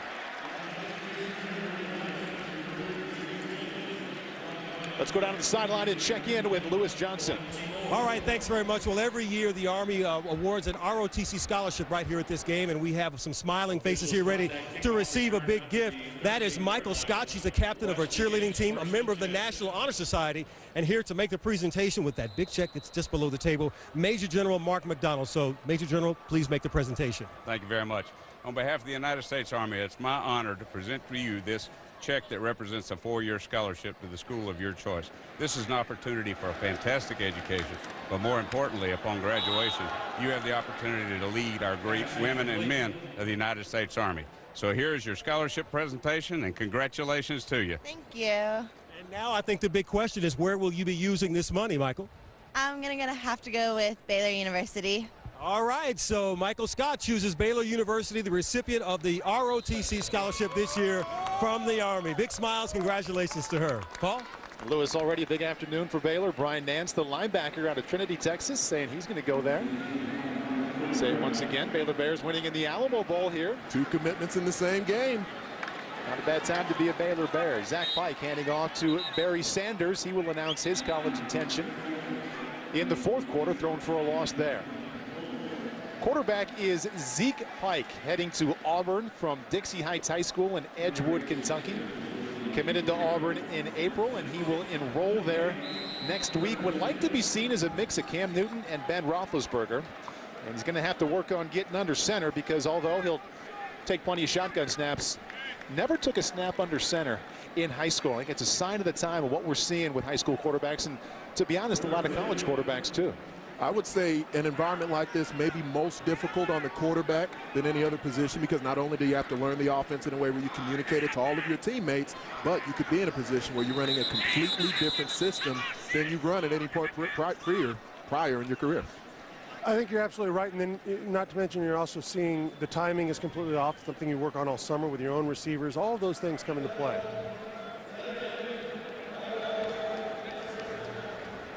I talked with Mark Pike, Zeke Pike's father, on practice the other day. We were discussing going under center and getting some of the coaching that he just hasn't had at this point, because he's only been playing quarterback for 3 years. And here he is in this game already, and he's a big kid, and you look at him, it looks like he could put on a lot more size. His father was a defensive lineman, so he's gonna look to mature but not fill out. Look and see what he can do here from the shotgun on 3rd down and 15, stepping up into the pocket, looking for Kavari Russell. Nice job at giving him a chance. And it falls incomplete. The coverage by the East team provided by Travis Blanks, who will play Clemson next fall. I think throughout this second half, we're going to see each quarterback, just a prediction, probably willing to take a few more shots downfield. Now that we saw our first big-time play in the first half from Dorial Green-Beckham, I think they're going to want to get downtown to see if they can make a few more of those memorable moments in this half. And when you're playing with these type of athletes, which you haven't had on your team for the most part, you're willing to let that happen. Now you've been out there, you've gotten your pads wet a little bit. Now it's time to start throwing the ball around and have a little fun. And it takes a bit just to get used to that, right? Where you're getting used to all these athletes surrounding you. Ethan Perry back to punt. First West punts. Ethan will play at TCU next fall. Pretty good place to be. 11 wins by the Horned Frogs last year. This after an unbeaten season and Rose Bowl victory in 2010. Punt of 42 yards and a net of 42. East defense steps up to the challenge. We'll see if the East offense can do the same, trailing 24-6. U.S. Army All-American Band playing here at the Alamo Dome at the U.S. Army All-American Bowl is brought to you by the U.S. Army. There's strong, then there's Army strong. And by U.S. Bank, member FDIC. And by San Antonio, deep in the heart. Third quarter, West team leading the East team 24-6. Zeke Pike just saying War Eagle. He'll play quarterback at Auburn next year. Barry Sanders, the running back out of Oklahoma City. We'll find out where he is going in the fourth quarter. Chad Wojcik back in at quarterback for the East team. Pope with the tackle for the West. Brian Kimbrough, the running back, being the receiver for Anthony Alford. Anthony Alford, the quarterback out of Mississippi, also going to announce his intentions a little later. It'll be somewhere from in his home state, Ole Miss, Mississippi State, or Southern Miss. Said he liked Nebraska a whole lot, but it was just too far away. The quarterback now is Chad Wojcik. He will play at Pittsburgh next fall. Well, they've moved Aziz Shitu out to the end, and he's already creating problems out there. Common sight, Wojcik stepping up in the pocket. This is Kent Taylor, the tight end who will play at Florida next fall. Gain of 6. We know about all the talent that comes out of the state of Florida, and that Charlie White's departure, it really put a few different people in flux, and Kent Taylor was one of them. He says right now he's going to stick with his Florida commitment, but it did open the doors a bit because they're still waiting to hire the offensive coordinator. He wants to be in a pro-style set. So often one thing that you always try to stress is you pick the school, not the coaches. But it's impossible for a 17-year-old kid not to be swayed by the type of coaches that are going to be there, the systems they're going to run, the personal relationships you build with these guys. You think about who has the most influence on your career. I mean, your position coach has as much as anybody. Wojcik doing a nice job of escaping pressure and just over the head of his tight end, Ken Taylor. But it's hard not to include your position coach, even though you know he may leave sometime in the next 4 or 5 years. He has a lot to do with your happiness and fulfillment for those next 4 years. And it's guesswork. As Chad Wojcik took a nice little shot there from Brandon Beaver. Defense is getting loosened up here as well. But in a way, it's guesswork. And you're trying to make, as a recruit, the most educated guess that you can about where you're going to enjoy spending the next 4 or 5 years of your life. And your life to this point has revolved around athletics, revolved around sports. So while it's only a small part of the college experience, you can't understate how important it is. Absolutely. And so if all things are equal, then probably what then becomes the deciding factor is maybe it is that position coach. Maybe it is the school itself. Who knows? But it comes down to a decision these kids have to make. And it's a big decision for them, for a 17-year-old to make, that will define the rest of his life in many ways. 56-yard punt, the West team on top, 24-6. And we're back in San Antonio as the U.S. Army All-American Bowl continues here on NBC on the west sideline, ready for another declaration. And next to me, I have Kevon Seymour, a defensive back, who's an awfully dangerous guy out of Pasadena, California. Got his mom, Veronica, here. Stepdad, Ronnie, is back there. Big family waiting for the big moment. Kevon, we've got a lot of hats here. You've got a big decision to make. I know that you're a dangerous player, but now's the moment. Cal, USC, UCLA, Oregon. Where will you play your college football for the next 4 years? For the next 4 years, I'm going to be attending the University of Southern California. Southern California, so a big pickup for the Trojans. Now, you're known for not being fooled by the double move of wide receivers. How is it that you're so disciplined in your defense? Technique. I'm reading the hips and, keeping my eyes off his upper body. And what about this week here with the U.S. Army? What's it been like for you? It's been a great opportunity. I've been having a great time. All right, Kevon, congratulations. And back to the field we go, Paul. And to the end zone goes Trey Williams. Screen pass from Siler Miles. We do have a penalty marker on the field back at the 10-yard line. 2 penalty markers also go down in the end zone, but this one will be coming back. Holding against the West squad.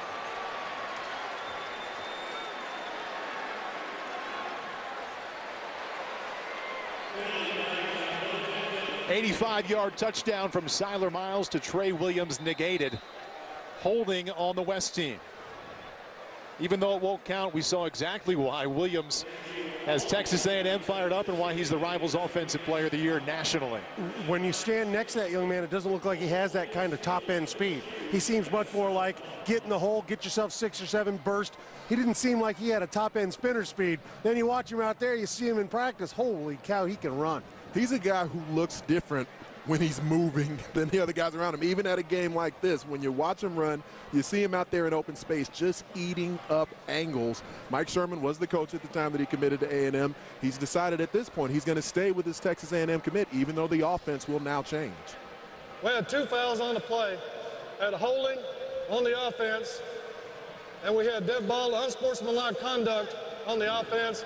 Both fouls will be half the distance to the goal. First down. And I thought Trey was pretty honest with us with his reaction when we asked about the switch from Mike Sherman to Kevin Sumlin, and we acknowledged, hey, Case Keenum was throwing the ball 50 or 60 times a game. That doesn't exactly bode well for a running back who wants to carry it 20 to 25. And he said, I'm a little concerned. I hope he has more in mind for me. It is my school. I'm going there, but I am a little bit worried about how many times I'm going to get the football. You appreciate the honesty of a young man like that, because as we talked about, this is such a huge decision for all of them to make. Blue 8. Siler Miles perfect in the first half. 5 out of 5, buck 25, touchdown passing, touchdown rushing. Go ahead, make it 6 out of 6 for Siler Miles. Before he goes to Washington, he stays hot here in San Antonio. That's a gain of 22. Well, Dominic Wheeler here at the top of the screen, watch him slant. But what I like here is the vision to know to make that cut north and south, understanding his angle and where pursuit's coming from. So the route is fine, but it's that second move. It's understanding leverage and getting up the field and getting himself another 10 yards. That's what I like. Dominique Wheeler there did a nice job. As the defensive front got penetration, and Siler Miles, high school quarterback, he's got his heels in his own end zone, but yet he was undeterred by the pass rush and still delivered an accurate ball. First down and 10 now for the 26. TJ Yeldon switching from Auburn to Alabama in December after averaging 9.5 yards per carry at Daphne High School. Doesn't he fit the body type of what we see at the tailback position from Alabama? Solid build. You can tell he's been in the weight room. Ball security, and defenders just bounce off. Defenders are literally bouncing off of TJ Yeldon when he carries the football. Yeah, strong, and what I also like about him is it's that momentum. You can tell there's a lot more mass to him than it looks because he's going forward, and as you say, guys are bouncing off, but he's moving forward. There's no backward bounce to him at all. Easy to see why he would like Alabama. Mark Ingram winning the Heisman Trophy there, first-round pick, and Trent Richardson, whenever he decides to go to the NFL, also likely to be a first-round pick. Siler Miles swinging out of the backfield. Yeldon with a little hesitation and a sprint, showing he can catch the ball out of the backfield, gather himself, and accelerate up the field. That is good for another West first down, gain of 7. I've talked about a couple of the disagreements that I've had with Mike Farrell and some of the recruits, but he is certainly right about TJ Yeldon because there were a few people concerned with the way Yeldon looked early in the week in practice. But again, second All-Star game he's played in since the time his regular season finished. And so, you know, he had to get into the groove a bit as he started off the week, but he certainly seems to be in it now. And, you know, I was worried about that as well because he looked a little lethargic at practice. And so I just talking to the coaches, they said, listen, this guy's had a whole week of two-a-days. He'll be fine. 24-6, West team leading. The third quarter comes to a close. More football and more declarations, including that of Barry Sanders. We're back to the Alamo Dome right after this. Our fourth quarter, we're also set for another college declaration. Let's head down to Marty Snyder. Well, Paul, Anthony Alford is one of the most sought-after quarterbacks in all the land. And one thing we know for sure, he's going to stay at home. He's going to play baseball and football. It's either going to be Southern Miss, Mississippi State, or Ole Miss. Anthony, who's it going to be? I think I'm going to stay home with my family. The University of Southern Mississippi. University of Southern Mississippi, and what a huge pickup for Ellis Johnson. He's only been on the job for a couple of weeks, and he gets one of the best quarterbacks in the land. How about 2 for 1? Let's head to the West Side line and Lewis Johnson with another declaration.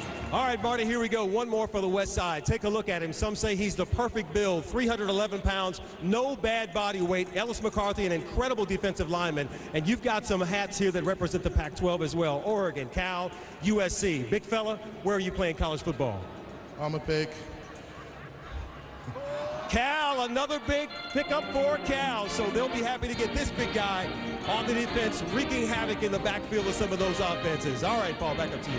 Hey, Lewis, Cal already picked up Jordan Payton, the wide receiver out of Oaks Christian near Los Angeles, so a big day for the Golden Bears already. Big day for the West Side in general, leading 24-6 as we begin the fourth quarter. Siler Miles, 7 for 7, East defense. Let's go back down to the sideline and check in with Lewis Johnson. Well, Ellis, we can't help but just ask you about the decision. I know that you've been requested by so many teams. Why Cal? I just really like Coach Tosh. He's I like the program a lot, and he's really just teaching me a lot. And I built a relationship with him and the team. What do you hope to do, not only for Cal, but in the Pac-12, but in college football, because your skills are just unbelievable at such an early age? Just probably just go in and try to get a bowl, a BCS bowl, a Rose Bowl, whatever. Or just help my team out. All right, family seems to be excited about all of this. They've got their 18 shirts on. Big weekend for everybody?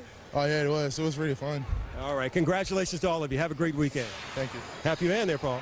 All right, he'll have a chance to compete against Siler Miles, who keeps it himself, goes down to the 30-yard line. Siler will play at the University of Washington.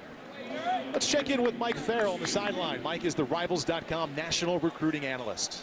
Yeah, Ellis McCarthy was supposed to go to USC. Everybody thought that's where he was headed. But the Tosh he was talking about was Tosh Lupoy. The defensive line coach is one of the best young recruiters in the country. He's put defensive linemen in the first round of the NFL draft each of the last 2 years. And he really connects with these players. And I think that's why Cal, after not such a great season, is cleaning up here and doing very well against the USCs and Oregons in the Pac-12. And players look directly at recent grads into the National Football League. And he mentioned it, Tyson Alualu, a top 10 pick to the Jaguars, and just this past draft, Cameron Jordan to New Orleans, the second of 2 first-round picks for the Saints.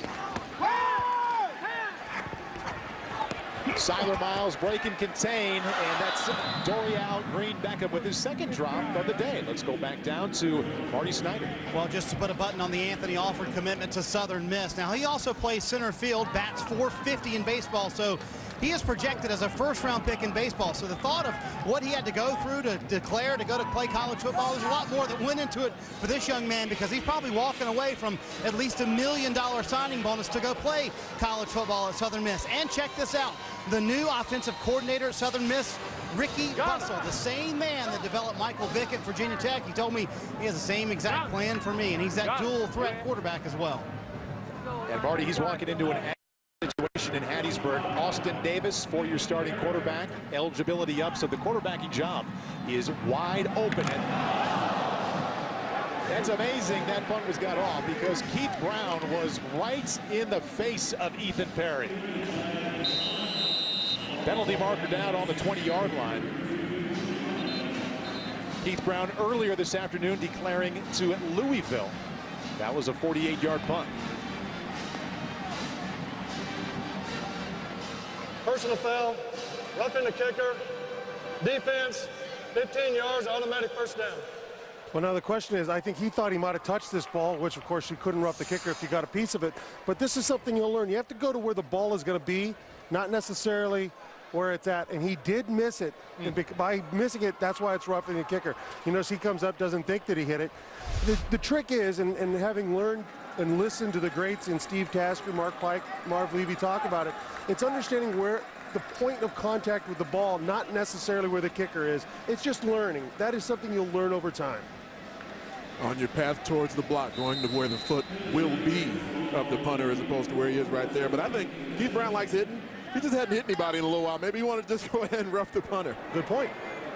Tyler Matthews, the quarterback. Barry Sanders, the tailback. This is Sanders off the left side. And that is the East defense there in a hurry. Josh Harvey Clemens, linebacker out of Valdosta, Georgia, undecided. He was pretty decisive there, throwing Barry Sanders for a loss. Yeah, you like the way he came up and fit off his defensive end, what we call striking a match. He did it really nice, got in tight, was very decisive in getting into the backfield. Quarterback right now, Tyler Matthews, his junior season at McPherson High School in Kansas, the #1 passer rating in the country, 74%, 30 touchdowns to only 3 interceptions. Sanders once again trying to get to the outside corner. And not going to get there. Alex Carter from his defensive back position making the stop, and Barry Sanders on the field, unfortunately on the 44-yard line, grabbing his leg.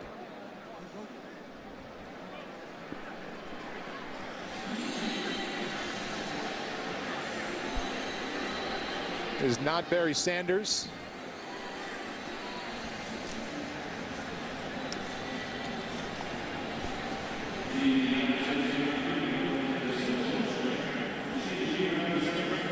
We will check on the injured player for the West squad when we come back.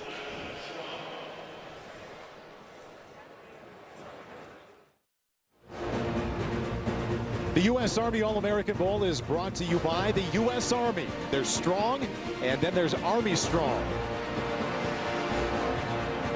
And by American Family Insurance. And by Football University, elite football training for the nation's top athletes. Army National Combine taking place here at the Alamo Dome. Chief of Staff for the Army, Raymond T. Odierno, there as well. Lots going on inside the Alamo Dome this week, all leading up to today's game, the annual U.S. Army All-American Bowl. 3rd down and 11 for Tyler Matthews. Not going anywhere. Dragging him to the ground is Jonathan Buller, defensive lineman out of Shelby, North Carolina. And that's where a little inexperience, you know, you're probably not used to standing in the pocket quite so much.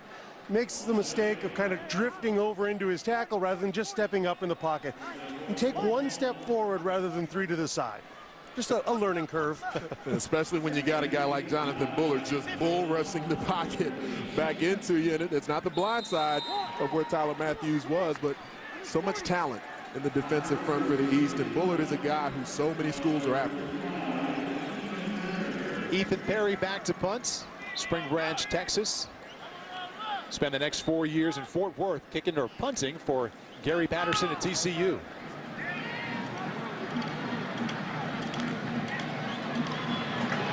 Sherman Hopper, wide receiver, who will play at Clemson. Didn't play that well there. Bringing him down is Ladero McNeil, defensive back out of Dallas, Texas, who will play at Tennessee. Another declaration coming right up inside the Alamo Dome. We'll get you back to San Antonio right after this. The college declarations continue here inside the Alamo Dome. Let's head down to Marty Snyder one more time. Well, there are 4 Don Bosco prep players here. One of them, Elijah's shoemate. 4.4 speed and a linebacker, and a lot of people want this kid. He and his dad, Maurice, very close. A lot has gone into this, Elijah. You're down to Notre Dame, South Carolina, and Rutgers. Where are you going to play your college football for 4 years? I just want to give a shout out to my family and friends down in New Jersey, and I'm going to be playing at the University of Notre Dame. There you go. He's going to go to Notre Dame. Brian Kelly has really made this defense strong with all the guys that he's gotten to come in there. Why Notre Dame? I felt it was the best fit for me. He went there, he fell in love. He told me when he left Notre Dame, he knew that he wanted to go there for college. Paul? All right, Marty, thank you very much. Elijah's shoemates will be playing for Notre Dame. Not only Brian Kelly, but the defensive coordinator, Bob Diaco, also recently named the assistant head coach for the Notre Dame Fighting Irish. One of the creative defensive minds in college football right now is Bobby Diaco, and he's going to be able to use Elijah's shoemate in a couple of different ways. Zeke Pike working the seam pass. Well placed at Tyreek McCord. Gain out of 27. That is Dre Bowles.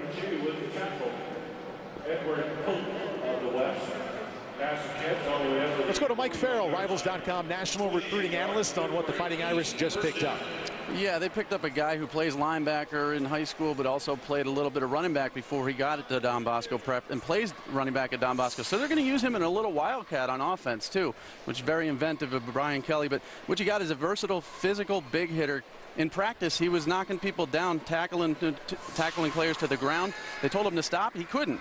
He's from Don Bosco. That's how they roll. If you've ever been to a practice at Don Bosco, that's what they do. End around for the East team. And actually, if I can ask Mike about that move, because there's a lot of people projecting as a smaller linebacker that Elijah Shoemate may have to move to safety, but with the 3-4 and some of the variances of Notre Dame's defense, do you think he could still be a linebacker on D as well? I don't know. The size isn't there right now. I don't know if they can bulk him up. He's really good coverage. You know, he feels more comfortable at safety, but he'll play whatever. Like I said, he'll hit anything in front of him. So I think he could make that transition, but you want your linebackers to be a little bit bigger than he is in the 3-4. Just saw Devin Fuller on the end around, going to visit UCLA this week. Sharing with me earlier in the week how much he has enjoyed talking with Jim Mora, the new head coach of the UCLA Bruins. Gunnar Kiel, bound for LSU, looking downfield, finally finds his man. And making up ground there and coming up with the interception is Ishmael Adams. Speaking of UCLA, he will play for the Bruins. And Jim Mora, he's had a big day. Very disruptive. Consistently showing up here today, whether it be in the run, several times in the past. Ishmael Adams has played big, comes up with this big interception here. He's heading to UCLA, Paul. Heading to Westwood by way of Oaks Christian High School. Already caused a fumble earlier here today. Having a nice day in the backfield for the West team. They lead 24-6.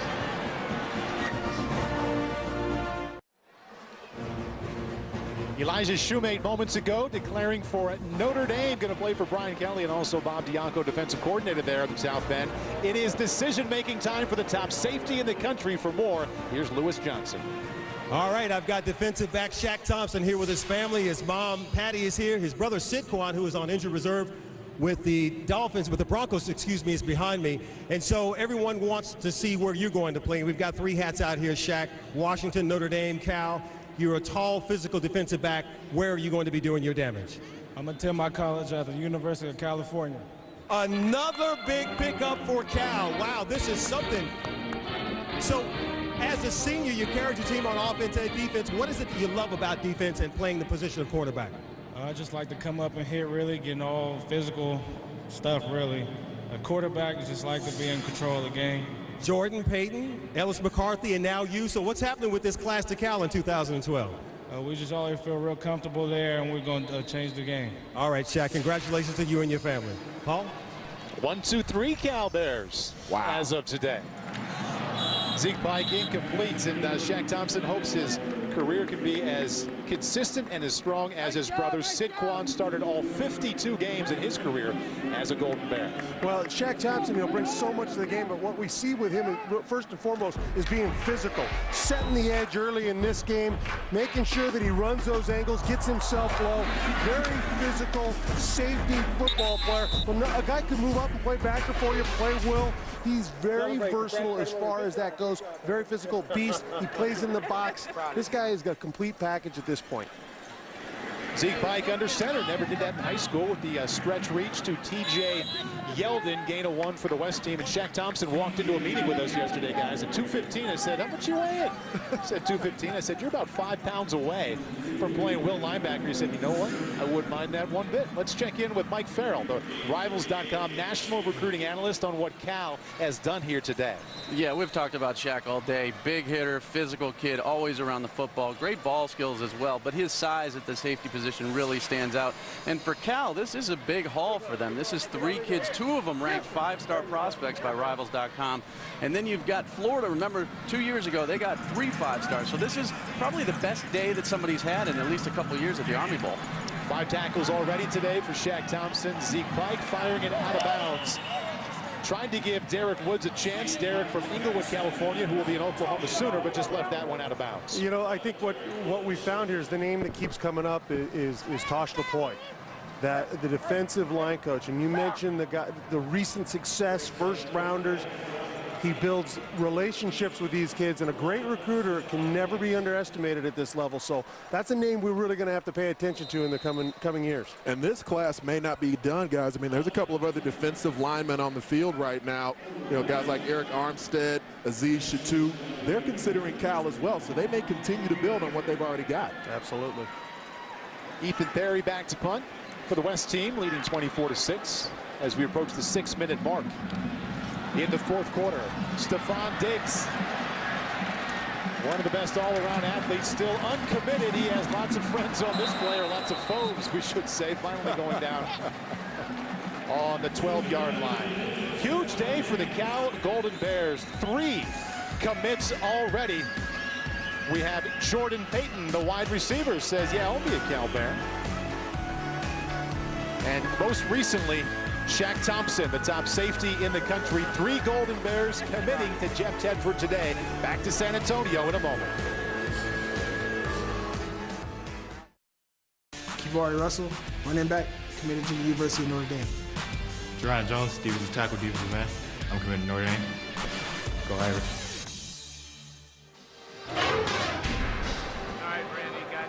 Barry Sanders, that is the Barry Sanders, number 3 all-time rusher in the National Football League, first ballot Hall of Famer. Not only a Hall of Famer today, he's just a proud dad. His son Barry Sanders from Heritage Hall High School in Oklahoma City scored a touchdown in the 1st quarter, and he will declare his college intentions later today.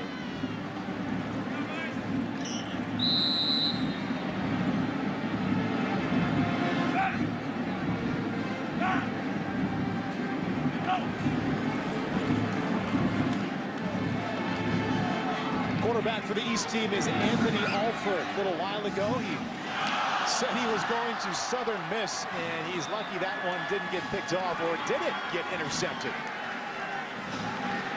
Number 31 for the West squad is Kendall Sanders. Well, the ball went right through Shaq Thompson's hands. Watch this.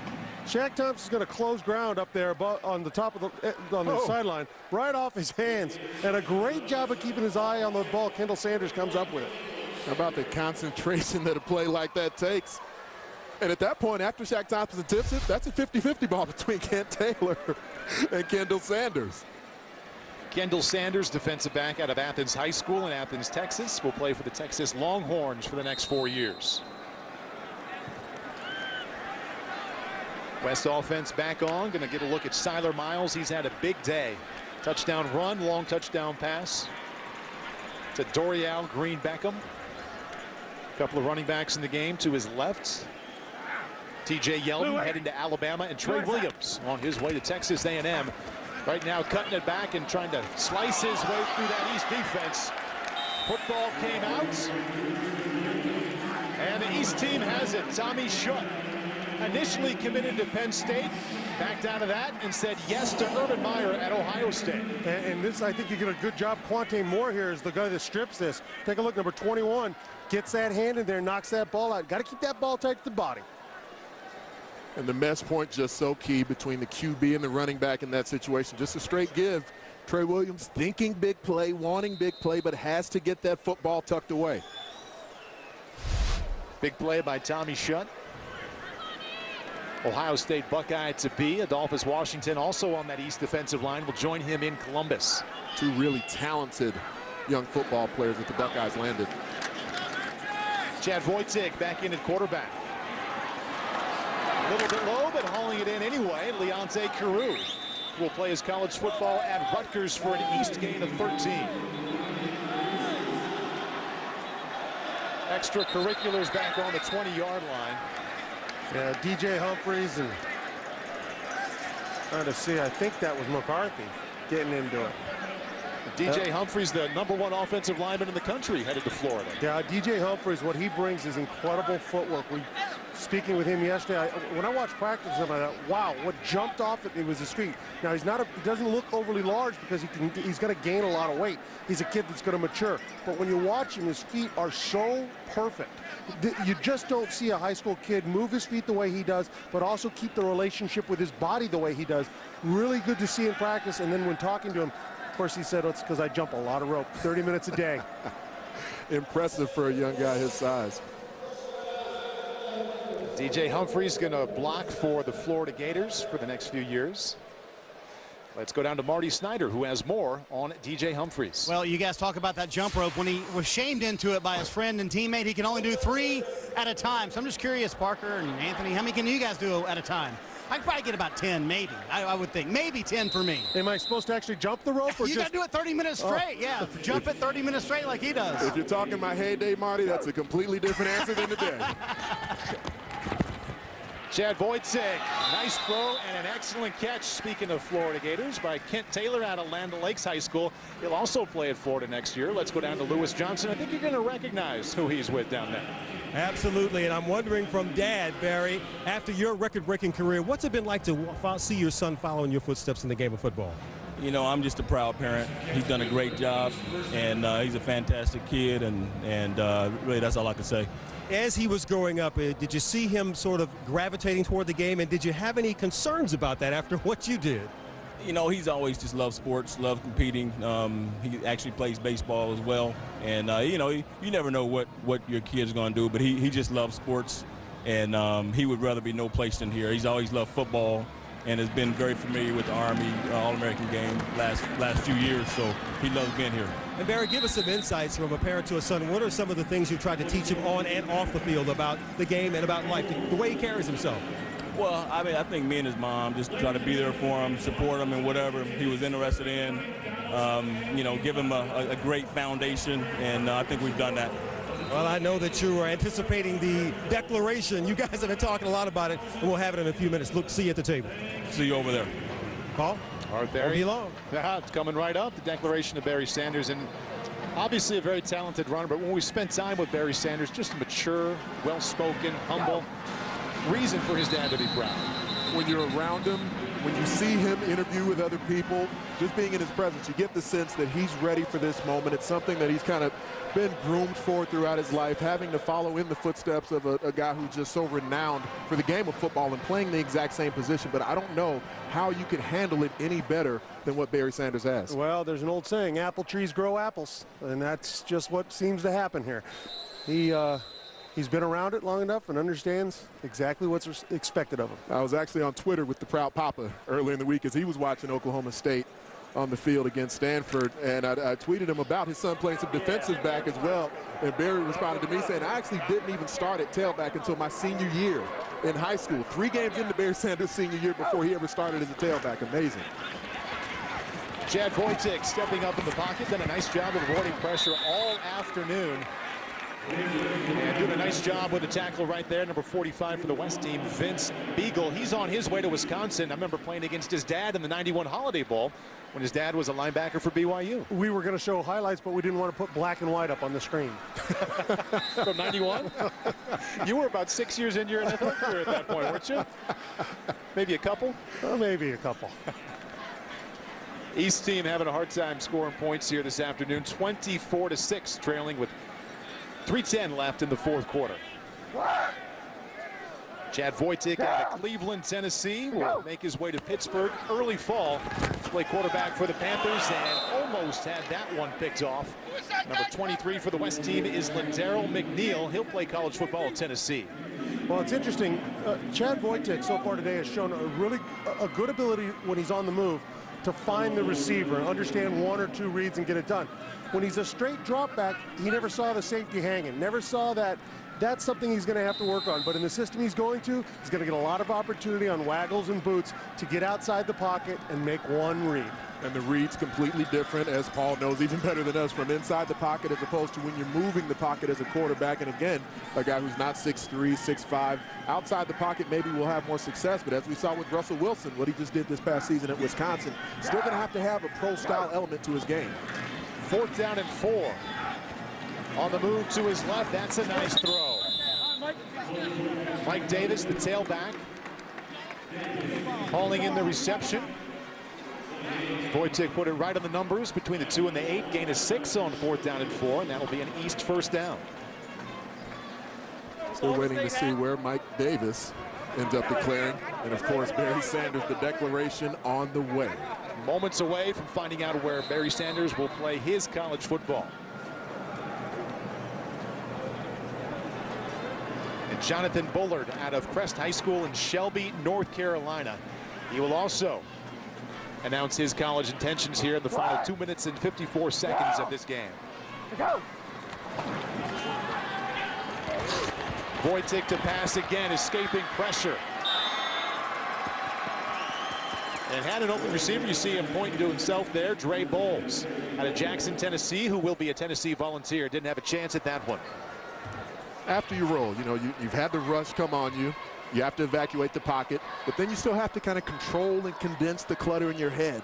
Get your shoulders squared back up and still try to deliver an accurate football. And you're supposed to say it's not an easy thing to do. Well, you quarterbacks, man, who's got it any easier than a quarterback, especially in a game like this? Defense can do nothing but twist. We can't blitz. Down. Easy to press his buttons there, Glenn. Well, he's a defensive lineman. It's not a challenge, is it? Wojcik had a nice pockets and a nice hold there of Dwayne Stanford. Let's check in for another declaration with Marty Snyder. That would be with Jonathan Bullard, the defensive lineman from Shelby, North Carolina, Crest High School, I should say. We have the entire Bullard family here ready to cheer him on. He's got 4.6 speed. That's why he just got a sack a moment ago. We're down to South Carolina and Clemson, who want you to stay home, and Florida, who's kind of led the process all along. Jonathan, who's it going to be? Well, first off, I want to give a thank to my family and my coach and my friends and family back. But I'm going to be attending the University of Florida. All right, Jonathan going to the University of Florida. What a huge pickup for Will Muschamp, and that's got to take what was a top 10 class and maybe throw him into the top 5, Paul. Marty, the Gators doing well interior, both sides of the ball. Jonathan playing defense, and DJ Humphries, he already committed to Florida, known as the top offensive lineman in the country. There you see the tail of the tape on the newest Florida Gator. And he hits blocks.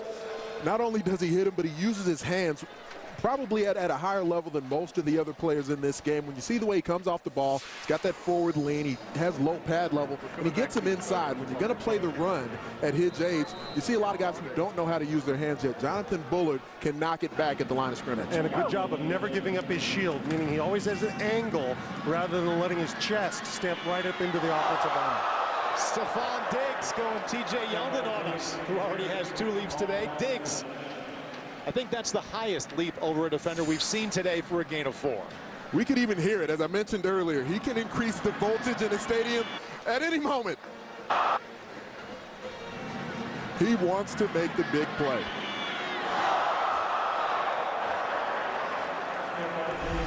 jumping over Kendall Sanders, the future Texas Longhorn. Unfortunately, I had a whole lot of Andre Pipkins falling on him after that leap. East team inching closer to a touchdown. They had one touchdown, missed the extra point, trailing 24-6. Just inside the 10 on the 9-yard line. Mike Davis remains the tailback, and Chad Wojcik is your quarterback. Go. Wojcik with a quarterback draw. Check out that burst and leap. Chad Wojcik with an East touchdown.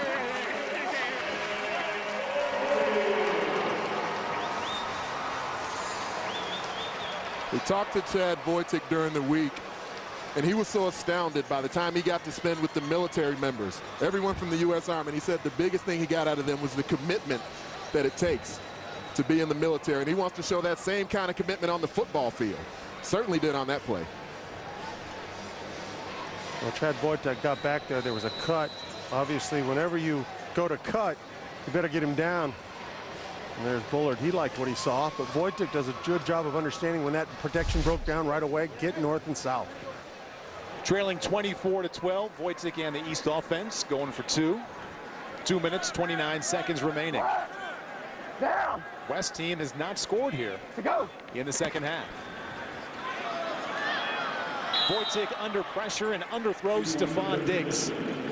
Both touchdowns end the same way for the East team with no points after that. We had a missed extra points and a failed 2-point conversion. Moments away from finding out where Barry Sanders will run in college. We'll have that for you, or he will have it for you on the other side of this break.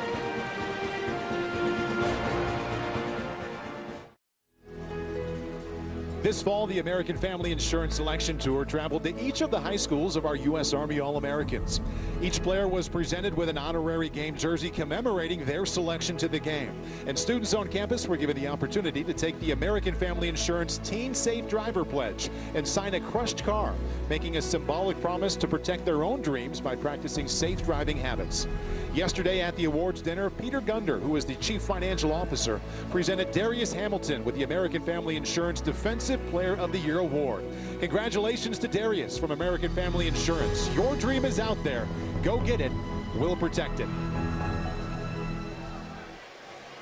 And the moment we have been waiting for, where will Barry Sanders run in college? Let's go down to the sideline to find out. All right, Paul, thanks so much. A big contingent here standing with Barry Sanders as he gets ready to make this big decision that we've been talking about all game long. His mom, Aletha, is here, of course, dad, little brothers, grandfather, everyone is here. And Barry, we've got a fleet of hats here. Lots of anticipation to see where you're going to make your decision. Alabama, Stanford, of course, Oklahoma State, where your dad was such a star, and then Florida State. So, Barry Sanders, where are you going to play your college football? I'm going to spend my next few years in college playing at the farm. At the farm. So he has chosen Stanford, and the big question is going to be everyone there in Stillwater expecting and hoping that you come to Oklahoma State. Why the decision to go to Stanford?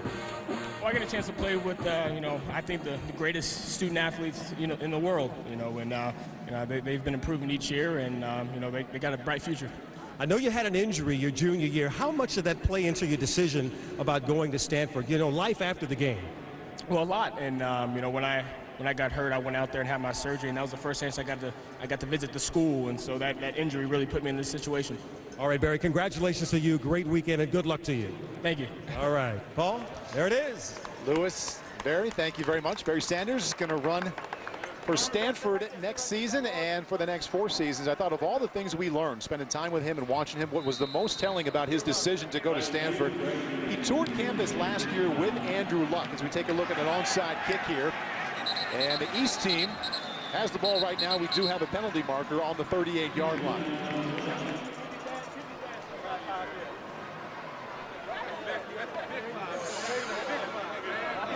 There's Barry Sanders, and he had a chance to tour the Stanford campus last spring with Andrew Luck. And notice that people didn't recognize him. They didn't bother him. And like his father, he does not seek out attention, doesn't like to be recognized. And I think it made a big impression on him that the future #1 pick, Andrew Luck, just walked around campus and nobody bothered him. Yeah, and I think that's the story of Stanford. Students go there to be students first. Athletics is great, It's what you do, it's who you are on campus, but that's not who the students at Stanford are. And I've covered a lot of games there, and it's very much that mentality that whatever you're there for on campus, that's why you're there. You're not there to go bug someone else or get in somebody's face. It's your job. Not to mention it's gorgeous. It's a beautiful place. Decent school. Yeah. You use that term, student athletes, and the student part has always been there. The athletic part with football has maybe waned at certain points, but now we see where that football program is, being one of the tops in the Pac-12, playing in BCS games. And so everything that he's doing, and especially the fact that I believe that offense at Stanford is really going to suit the running style of Barry Sanders. Absolutely. It is a perfect fit for him. He is a guy that has patience, makes a step, and goes north and south. He'll be running into the power, meaning he's going to get on the outside hip of a pulling tackle or on the backside of a tight end. He's going to have to be patient, make one cut, and get going. Stephen Taylor, who was there this year, that very much the same type of running back that Barry Sanders is. Yeah, I was going to put you on the spot because I know you covered some Stanford games this season and where he could potentially fit into that running back position. We talked to him. He said he's not going to push to play as a true freshman. Do you think he could have an opportunity? Well, I think that there's opportunities there because of the amount of players that they use. They know, Coach Shaw knows he's got very, very smart football players. So they put a lot in, and they use a lot of guys to try to keep them fresh because they know what they don't have is generally team speed across the board. So they do a good job of trying to get as many guys playing as they can. They play that physical brand of football at Stanford now that I know you and I both love. Derek Woods recovering the onside kick for the West team. Zeke Plank, quarterback. TJ Yeldon in at tailback. There'll be opponents in a big way here the next 4 years. Zeke Plank heading to Auburn. TJ Yeldon going to play for Nick Saban at Alabama, and smiles on the face. Barry Sanders, his family and friends, as he just let the world know his intentions to play at Stanford the next 4 years. Guys, this has been really fun to watch the talent on the field today and to see the college declarations. I think to see the level that these kids play at, the level of athleticism and their physical build at this age, just impressive. Makes me feel old, to be honest with you, because I thought I was a decent athlete when I came out. But the game, as we mentioned, continues to progress. The size, the speed, and the thing that all the folks from the U.S. Army told us was that they're impressed with this group, maybe more so than any group in recent years.